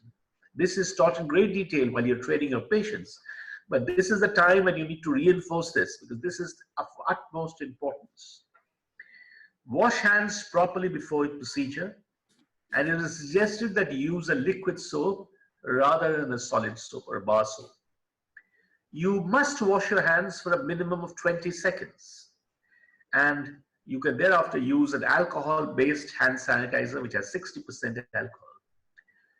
Try and maintain, while you're doing the procedure, total asepsis. And as I mentioned earlier, avoid the use of a non-family member who doesn't stay with the family on a regular basis to do the procedure. You shouldn't have someone visiting your house to do the procedure, but somebody, either the patient himself or herself does the procedure, which is the safest, or if he or she is dependent on a family member, that family member should not go out of the house unless it's absolutely an emergency. Now, there was this talk about wearing a mask, and you're all aware how to wear a mask, who should wear a mask, what type of mask. I thought, nevertheless, that it's important to go through it once again. It has been suggested by the World Health Organization that if you're a healthy individual, you don't have any symptoms, you wear a mask only if you're taking care of a person with suspected COVID-19 infection. Nevertheless, if you're taking care of a peritoneal dialysis patient who's in your house, maybe your mother, father, whoever it may be, you should wear a mask whenever you're in close proximity of that individual. Wear a mask, particularly if you're coughing or sneezing. Masks, remember, are effective only when used in combination with a frequent hand cleaning with alcohol-based hand rub or soap and water. So remember that wearing a mask is not enough. You have to wash your hands. And if you wear a mask, then you must know how to use it and dispose it properly. Now, medical masks, say surgical face masks and N95 are recommended only for a healthcare worker or those caring for someone who has a COVID-19 infection. The cloth face coverings can be made from household items such as the 2 layers of cotton fabric, t-shirts or bed sheets. But whatever material a face mask is made from, it should be fit well and cover the entire nose and mouth. This is what Professor Nayak was telling us. The mask should not, of course, restrict the wearer's ability to breathe. Now, before putting on the mask, I'm sure every one of you knows all this, but nevertheless, I thought it's important to go through it again. So before putting on a face mask, wash your hands with soap and water for at least 20 seconds. Or use an alcohol-based hand sanitizer, which has 60% alcohol. Now, without touching the front of the mask, you should try and secure the ties behind your ears or head. And remember that while you're wearing a mask, do not touch the mask or your face. Now, it's equally important to remember the steps what you do when you're taking off the mask. So when you're removing the mask, take off the ear loops or the ties first. Do not touch the front of the mask or face when removing the mask.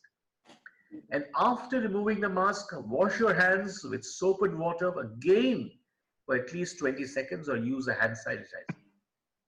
And if using a cloth mask which can be reused, you should wash it routinely with soap and water or laundry detergent to prevent contamination. So all this may be well known to medical personnel, but I think this information has to be transmitted to our patients who need to sort of remember to do it the way that we want them to do it. Now, while masks can be used for a source control, blocking droplets which are ejected by the wearer, and if you're wearing a personal protective dress, it could also be a source for the droplets to come out. And multiple studies have shown that the filtration effects of cloth masks relative to surgical masks. So people have looked at it. It's been seen that the particle sizes for speech are of the order of 1 micron, while typical definitions of a droplet are between 5 and 10. And it's been various studies have shown that the generally available household materials that have been used for masks can filter about 50 to 80% of 0.02 micron exhaled particles, whereas a surgical mask, a triple-layered surgical mask, can filter almost 90% of these particles. The cloth and surgical masks are primarily targeted towards the droplet particles. And there's some evidence that suggests that they may have a partial effect in reducing the viral aerosol shedding. Now remember that while you breathe or speak or cough, only a tiny amount of what is coming out of the mouth is in the form of aerosols. Nearly all what is being emitted is in the form of droplets. And many of these droplets will evaporate and turn into aerosolized particles that are 3 to 5-fold smaller.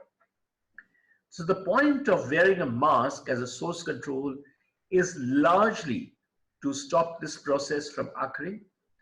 Big droplets dehydrate to smaller aerosol particles that can float for longer time in the air. N95 respirators or masks are generally recommended for healthcare workers conducting aerosol generating procedures during clinical care of COVID-19 patients. So somebody was asking in a chat that whether putting in a PD catheter would be an aerosol generating procedure. I'll come to it later, there is some debate as to whether this fluid in the abdomen will have this virus or not. So, but if you are putting in a catheter, you have to put you have to wear an N95 mask. If there are shortages of N95 mask, which will provide, you can use surgical masks, triple-layered surgical masks. And there have been some studies which are looking at whether we can reuse these N95 masks because there's a shortage of masks all across the world. So there has been these studies to sort of, whether we can sterilize and reuse these masks, and they found that, at least in some studies, that this can be effective. The second important thing that we must remember is washing of hands. We all know how to wash our hands. But then, do we do it the proper way? Even as medical personnel, we may not be washing hands the proper way. So it's time that we remember how to wash our hands, and we should train our patients to do it and the caretakers to do it the same way. When you're washing your hands, the most frequently missed area is the thumb area and the nails, as you can see, and in between the fingers. These are the areas that are not washed properly.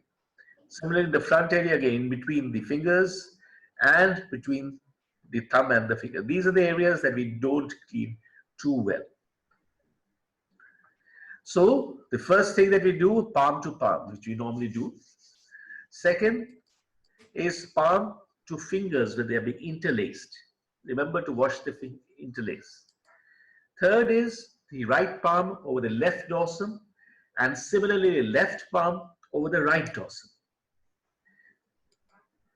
Interlace again the fingers of the right hand or the left, and when you change your hands, repeat again. And rinse thoroughly. Again, the back of the fingers to opposing palm with fingers interlocked. Work on the left hand with the right hand work on the left thumb with the right hand, and similarly do on the other hand. Thumb is an area that I showed you is one area that we miss out while washing our hands. And then you have the rotational rubbing backwards and forwards with clasped fingers of the right hand and the left palm, and vice versa. So every part of your hand should be washed thoroughly, at least for a minimum of 20 seconds with soap and water. And this should be done frequently. That's the other important message that we need to pass on to our patients. Now, if anyone develops symptoms at home, either the patient or the family members, they should report their symptoms and exposure to the virus honestly and truthfully.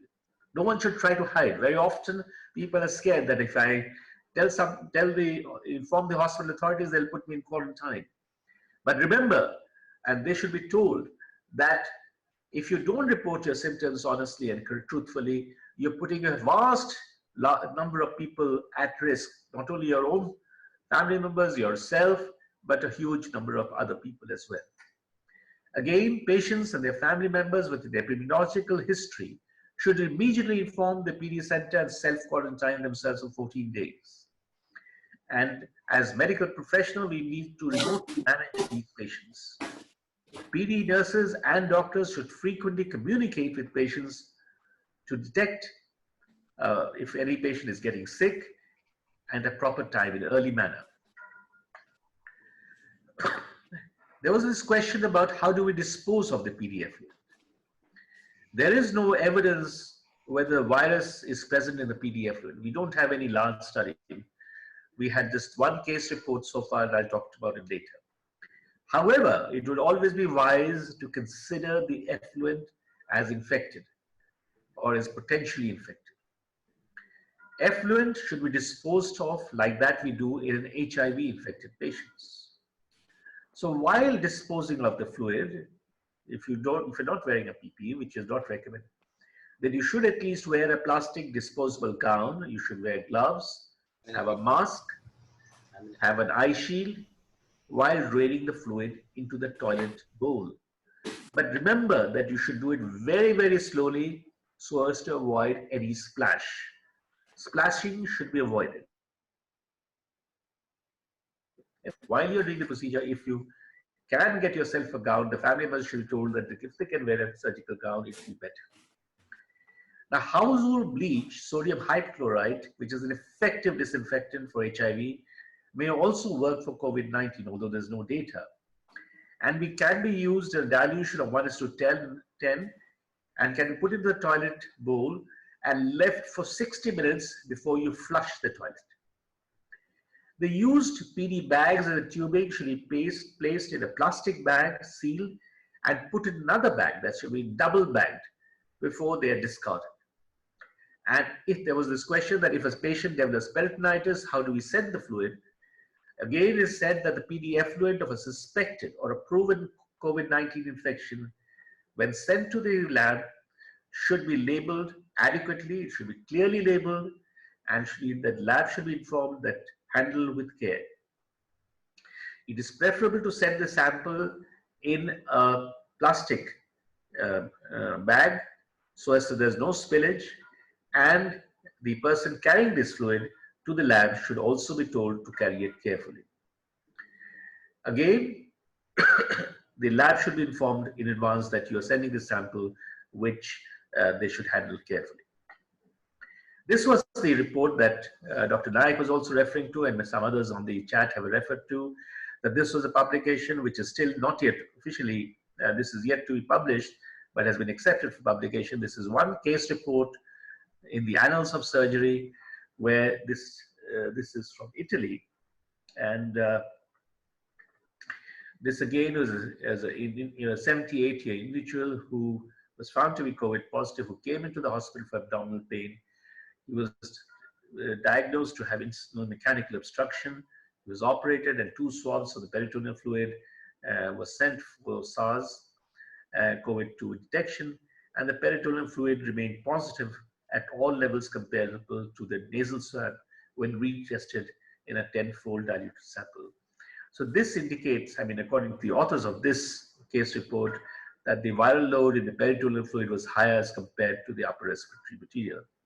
But we need more data on this because we really don't have any exact data about the excretion of this virus in the PDF fluid. In the previous epidemic with MERS, the Middle Eastern Respiratory Syndrome, or the SARS infection, the SARS infection had affected a lot of East Asian countries, and there was this report from Hong Kong where they had shown that in patients with PD who were on CAPD, they had checked the PD fluid for the virus, but they couldn't find it. But there, some 3 out of 5 patients of CAPD had developed this this form of SARS infection and had died. Now, what should we do about OPD visits? Should we encourage our patients to come to the outpatient clinic? It's been said that routine outpatient visits should be avoided. You should use telemedicine, and only emergency services should be promoted. Non-urgent procedures like doing a peritoneal equipration test or clearance studies or elective surgery should be postponed. Regarding whether we should stop ACE inhibitors, ARBs, because there's earlier this concern whether this would further aggravate the infections, there is nothing to suggest that ACE inhibitors or ARBs should be stopped, and you can continue using them. If a patient wants to come to the outpatient for some emergency problem, the hospital staff should make sure that the patient does not have any symptom suggestive of COVID-19 infection, like fever, acute respiratory infection, shortness of breath, cough, or sore throat. Whether any family member who is accompanying the patient, or even if he or she is not accompanying, whether that family member has any COVID-related symptoms, whether the patient has had any contact with anyone who has developed COVID in the last 2 weeks, any travel history in the last 2 weeks, and if the patient meets the risk criteria of they have been unwell with fever or cough, they should be suggested to go to a COVID or a coronavirus hospital. But if it is necessary for the patient and does not have any of these symptoms, then they can be brought into hospital. Only elective and non-urgent admissions, they should be rescheduled.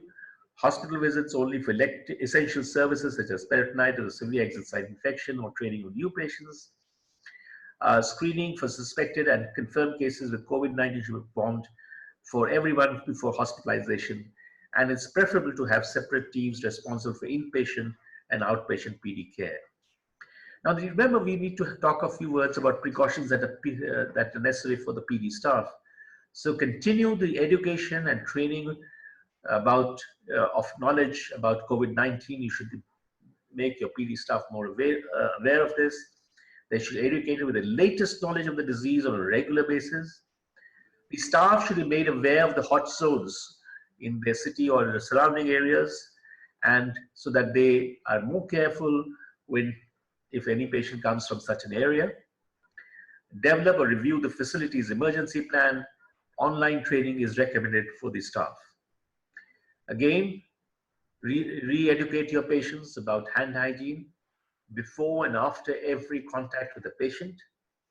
After every body fluid exposure or risk, they should wash their hands. After touching the patient's immediate environment, before doing any clean or aseptic procedures, before and after removing a PPE if it is recommended by the hospital in that where the individual is working. And this is just to show you what a PPE, which most of you have seen already. Again, the staff should be re-educated about maintaining social distancing. They should be receive adequate rest, and the hospital and the dialysis leadership should address and continuously pay attention to both the mental and physical health of the staff. This is very important because everyone is under tremendous stress. Many of us become depressed. So you, as your team leader, should sort of address those concerns and improve the morale of the healthcare workers. A last word about environment cleaning, because that's important. Rooms should be ventilated where the PD patient is staying. by opening the windows or turning on the air conditioning with fresh air system or purification system to ensure air circulation.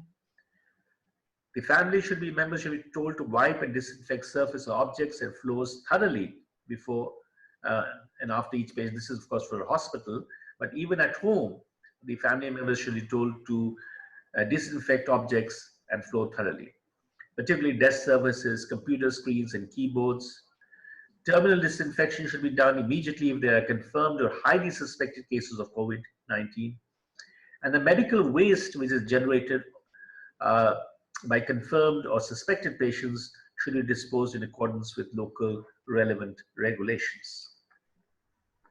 How do you manage infections? The management of infection in patients with peritoneal dialysis is same as that for any other patient. Mild or moderate infection in patients on PD can continue doing peritoneal dialysis as usual. There could be an adjustment of the PD prescription which may be necessary. Those who are severely or critically sick who require life support due to multiple organ dysfunction can be temporarily transferred to APD or to continuous renal replacement therapy. And again, it's important to remember that patients who develop infection, they need to be kept, their ultrafiltration needs to be monitored because we need to keep them dry. So increase the ultrafiltration if they need to remain on PD. So in summary, ladies and gentlemen, it's important to maintain total asepsis while doing the procedure, maintain hand hygiene, wear mask whenever there's an additional person in the room besides the patient. There are important precautions that one should remember to take while disposing of the effluent. Maintain social distancing even at home. Ask the patient to avoid going out. Disinfect frequently touched objects at home, and the patient should visit the hospital only if it is essential. For the staff, education and training and knowledge of COVID-19 is important. It may be mandatory for a staff to wear an N95 mask while doing any procedure or taking care of the patient, and a PPE as per the policy of the hospital. Hand hygiene should be performed before and after every contact with the patient, and the staff also should be informed and reinforced that social distancing is important not only while he or she is in the hospital, but even when he is outside the hospital at home or elsewhere. So thank you very much for your attention, and we can now take questions for all the 4 lectures, I guess. Thank you, Dr. Amit Gupta, for a very excellent presentation. Some of the questions have already been answered, so I would just pick up a few questions which remain unanswered. One of the questions which comes to our mind is about acute kidney injury, whether these patients should preferably be on RRT in the form of a continuous renal replacement therapy or a modified hemodialysis versus preferring peritoneal dialysis. So the question which was asked is that many of these patients need prone ventilation because these are sick patients, and in the prone position definitely there could be a problem in terms of the PD because the fluid installation. Dr. Amit Gupta already replied that if you want to insert the catheter, it can be, the exit site could be more lateral, which Georgi had also emphasized. But do you feel that PD would really be not very suitable for patients who are being prone ventilated? Dr. Georgi Abraham, please. Yes. First, I want to congratulate all the speakers about the lucid presentation. And let me just answer this question. I was speaking to Dr. Anurag Malhotra. He is from Dr. Malhotra's son from Lucknow, who is a critical care specialist in Memphis. And he was telling me, sir, we are seeing a lot of patients with COVID. and the shift is 12 hours for CRRT for the nurses, and they get terribly exhausted. So we have, and also the problem of clotting of the circuit. It's very high level of clotting. So they have shifted these patients to SLAT hemodialysis, but still clotting is a major issue. So having said that, we can put the patient on peritoneal dialysis. Whenever they are on prone, you need to have their tummy slightly free by keeping pillows at the hip level and also probably at the level of the sternum, so that the tummy doesn't have much increased intra-abdominal pressure. And as we already alluded to both of us, the lateral placement of the flexible catheter will enable us to do free peritoneal dialysis for these patients. So we can also try peritoneal dialysis, and where there is lot of staff involvement necessary, especially the nurses, we can have the peritoneal dialysis using a cycler, and this will be much easy for the staff to handle, and there is no need for heparinization, and also for other things, which can either decrease or increase the incidence of bleeding. Yeah, excellent. I think we have to, our approach has to be also modified in terms of the issues which may be more important in different countries. From the Indian point of view, peritoneal dialysis, we have used it right and left for acute kidney disease with excellent outcomes. So it remains a very useful part of our armamentarium. Dr. Sree Bhushan Raju, if you want to shift these patients, preferably from or start them on CAPD, this was one of the questions which was raised, whether patient training, because patient training and also training one of the individual helper is very, very crucial for the CAPD program. Whether in COVID-19 pandemic, will that be a problem?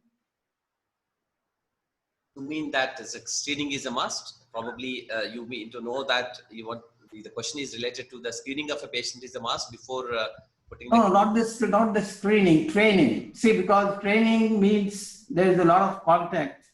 You can't do a training online generally. So in pandemic, if you want to start new patients, you have to have intensive training. So that's what probably the question meant, not the screening. You can talk about screening also, whether for PD cancer screening is required. We are supposed to screen all the patients actually by ICMR, even the WHO guidelines. We are not supposed to screen each and every one where they're asymptomatic. And if they are symptomatic, which has the clinical symptoms which are suggestive of COVID infection, then only you should screen. And that the limited number of kits are available, and there's a scarcity of the kits, and the government of India, as advocated by the ICMR, also doesn't tell you to screen each and every patient, and you are supposed to suspect every patient to be a harbinger of a COVID infection, rather than thinking that they are going to be having symptoms which are clinically suggestive of COVID infection. But if you have symptoms, the symptoms are very classical, or probably history of exposure to a patient who had an episode of COVID infection, then only you should screen. Otherwise, we are not supposed to screen each and every one, but you can treat them as if the way you are taking universal precautions as advocated by Dr. Amit Gupta ji, and you are supposed to take care of them rather than screening each and every one. The second one is the training. Intense training probably may not be really required, because 1 or 2 days of training if the patient is otherwise okay. If it is in a crash landed emergency acute patient, then you are supposed to keep them under your care in the hospital. Then you should be able to give the cycler or other kind of a therapy. But the intense training may be difficult this time, the way you routinely advocate in other group of people for 2 weeks of training within the hospital itself. So it may not be possible to give an intensive training for each and every patient now at this time. We are unable to provide such a kind of a training now. We had 3 or 4 patients initiated on CAPD during this particular period, but we could give them only occasional training, and we did not give such an intensive training to them. Yeah, you're right. See, basically, my experience is that even patients going for routine surgery, totally asymptomatic, most of the hospitals, they are actually subjecting them for COVID-19 screening, even for AV fistula. So it will depend on the local protocol of an individual hospital. Another important issue which was addressed for Dr. Nayak, the guidelines, the Indian Government of India guidelines very specifically mentioned, though it is should, not must, that starting patients, new patients on CAPD should be avoided. Most of the international thinking based on, because their health services are overloaded, say that preferably new patients may not be started on CAPD. This is different in different countries. In India, there is not that heavy sick load of COVID-19 patients.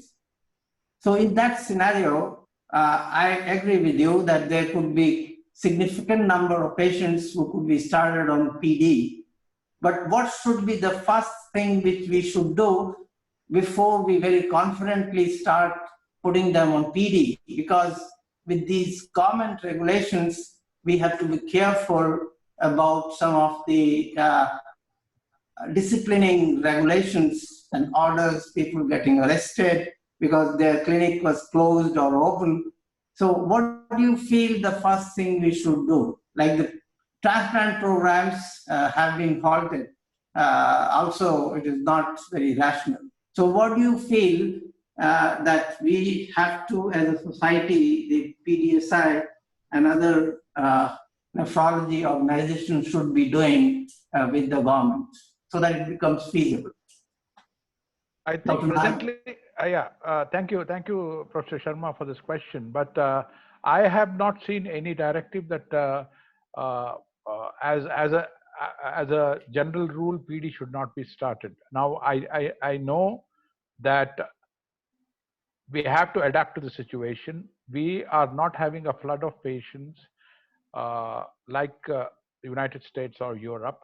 And as I had mentioned in my presentation, the therapy, peritoneal dialysis versus hemodialysis, PD fits the hand fits like a glove, social distancing, no need to take come to the hospital, and wearing a mask, and patients on hemodialysis are already regimentalized. They are already known to be trained to come on time and follow all those rules, that if they come a little late, they might lose their slot.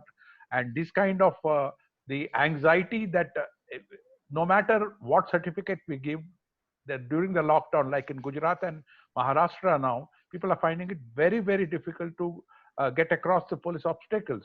So I think we need to educate. But the first step would be, we have to find out, at least my patients, all my patients, get counsel for PD and make what you call informed choice of getting onto hemodialysis. But given the present circumstances, we have to have a heart-to-heart talk. And rather than the nephrologist, when we are busy, we can probably not give more than 5 minutes to the patient. We should make the clinical coordinators talk to the patient and find out, how are you doing? Is this a problem? What is your major issue? And then, do you know that there is a treatment called peritoneal dialysis where you don't need to come, and you can stay at home and you can be remote monitored? What we have seen is, once they start the treatment, initially they have their misgivings, but once they start their treatment, they say what a relief it is that I put on peritoneal dialysis. So the first step would be counseling the patient and their patient family.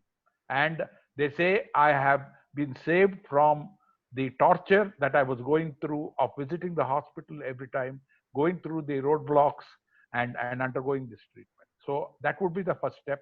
And then, as I said, fast forward, And peritoneal as catheter insertion and AV fistula are equivalent procedures. There is no reason why one can be done and one cannot be done.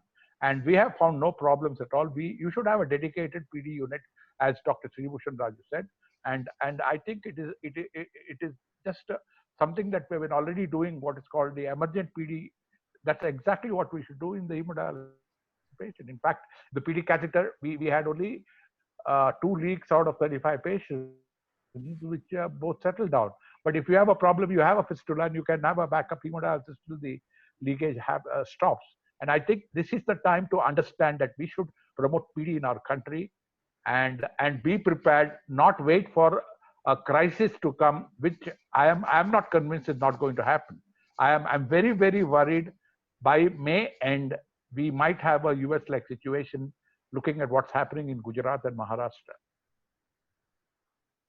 Yeah, you're absolutely right. But I would like to refer the Government of India guidelines for COVID-19 patients on page 7, which is the last page. The line for new patient planned for CAPD, the last sentence is, they have given explanation which is not really very correct. Some nephrologist only must have advised them. Therefore, initiation of new patients should be avoided. So I think there is a lot of problem with our Government of India orders, both in relation to the transplant and especially also for today's discussion, PD. So these lines should be removed, because the guidelines, whosoever is advising them should be very careful that they should not be that type of rigid, because in medical management, one has to be more broad and understanding. So thank you, Dr. Nayak, and I agree with you that PD is a very good alternative for these patients. The last question, which I would direct to Dr. Amit Gupta.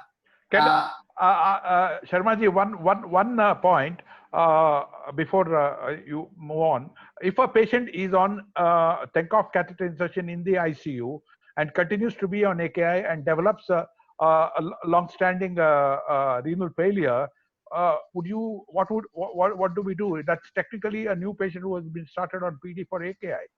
So I'm not saying, this is not my opinion. I'm just trying to say sometimes these guidelines are very inaccurate. These are Government of India orders. Yeah, so the PDSI should officially, Sree Bhushan, I think we should send have to. Yeah, we have to send a recommendation. Yeah, correct. Yeah. Dr. Amit Gupta has, I think, very excellent presentation, talked about precautions which we should take. This is a recurring problem in our mind, that if the peritoneal fluid, though it is not documented in many PD patients, but you should remember that we are lucky that because of the type of CAPD, the incidence of COVID-19 in CAPD patients is not that high. The second thing is, if you look at the literature, even stool, many of these patients with COVID-19 present with abdominal symptoms, and the stool positivity for, this is well documented by RT-PCR, is 10 to 15 times higher than a nasopharyngeal. So it is possible that the peritoneal fluid could also be higher. So keeping that in mind, even inserting a PD catheter, though it is not an aerosol producing procedure, the exposure will always be there. So that's why we have to be careful. And what I feel, if you want to do these procedures, the medical team putting catheters should also be done much more in terms of versus the surgeons, because that will really activate the fast track PD. So what do you feel the precautions which we should take, even with this one case report showing that PD peritoneal fluid has 10 times higher virus as compared to nasopharyngeal secretion? The other thing you should know the nasopharyngeal swab has false negativity, not because RT-PCR is defective. This is because you are not picking up the exact specimen. But in the PD fluid, in the peritoneal fluid, if it is having virus, you will find virus everywhere. So do you think that we have to be more careful rather than saying that the PD is totally peritoneal fluid is not really that infectious versus nasopharyngeal secretions? Absolutely, sir. You've hit the nail on the head. Absolutely.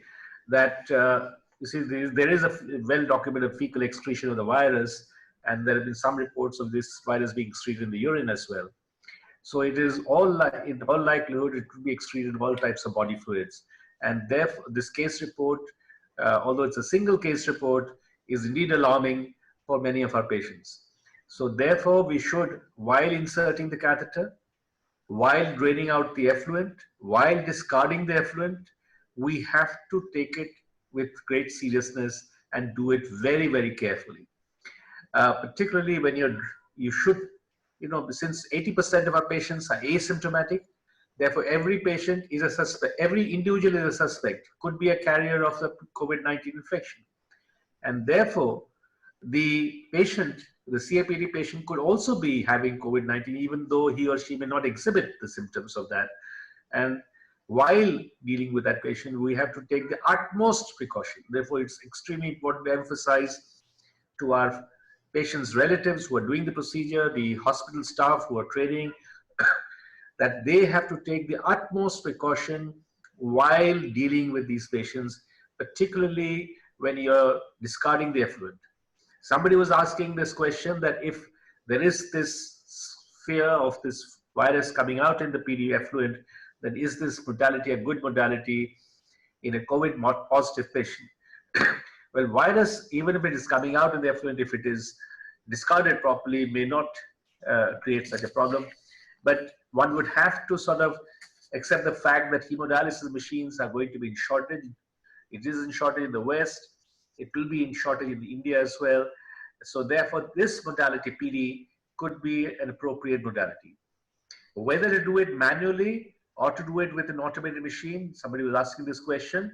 Obviously, APD would be a better option as compared to doing it manually, because you would have less number of exchanges, less number of interventions to do, and therefore you can avoid having a nursing staff taking care of the patient frequently.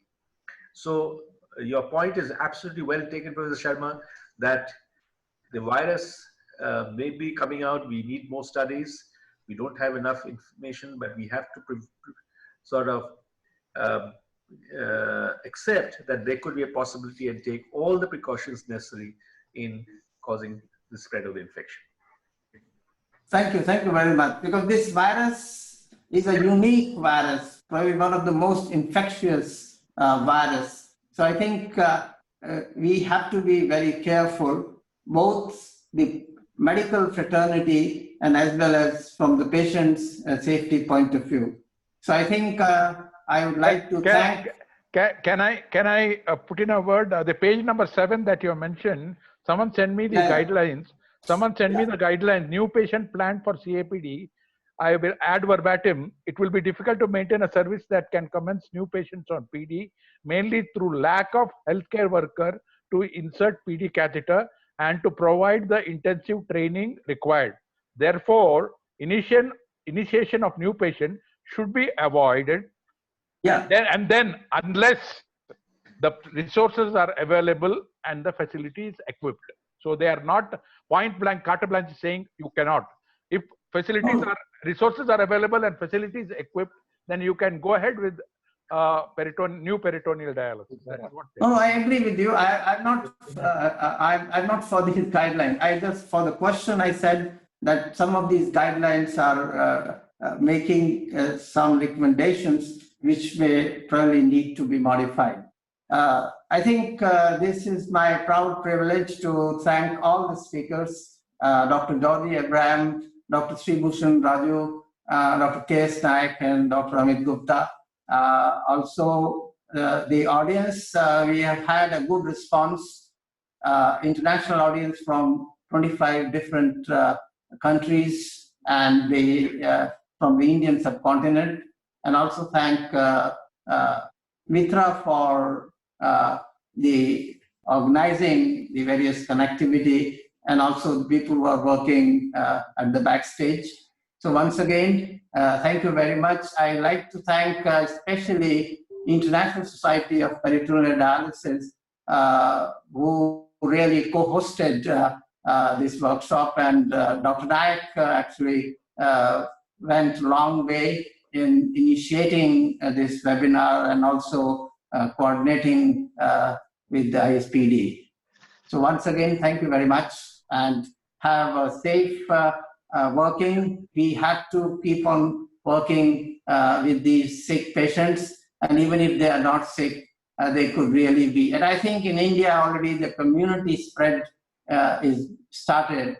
So what we expect in the next few weeks would really decide how PD, now at present PD can be very safely used because we are not overwhelmed.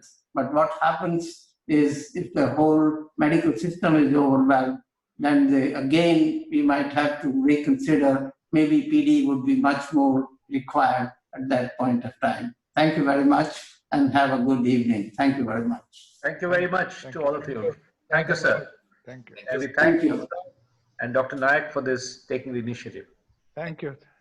Thank you, Dr. Nayak. Thank you, Georgi and Sree Bhushan, and especially Dr. R.K. Sharma for moderating the session excellently. I think it was a pleasure to be moderated by you. I just wonder, the last one, can we have this as a supplement of the Peritoneal Dialysis Society of India? All the speakers, so that it can reach a large audience or people who wants to read through it. Can we do that? Yes. Yeah, that would be great, I think, as a supplement. Sharma can coordinate. You can be the patron for that, and for speakers, and a comment from somebody who are there in the audience can also be, their audience question can also be included. Incorporated, yeah. I would coordinate. That would be great. Yeah. Okay, within the next 1 month time, because we know that what we all spoke and all the questions came on the screen. So what I suggest that everyone on the pattern of our journal can make a write-up of whatever has been presented, and maybe then it can be circulated, the draft, and we can coordinate. So that way, let's hope that within 2-3 weeks, the drafts are ready, along with a covering note and the questions. Professor Sharma can write the covering note on behalf of Peritoneal Dialysis Society. I think that's an excellent suggestion. I think Professor Sharma can write the covering note, and then the excerpts of all that. It is invaluable material, which is very, very relevant to the Indian subcontinent. Thank you, Georgi, for that suggestion. I think Sree Bhushan Raju would be more than happy to initiate this, and we can have a nice supplement. Yes. Okay. Yeah. Thank you. Thank you very much. Thank you. Thank you. Good night to all of you. Good night, all of you. Good night.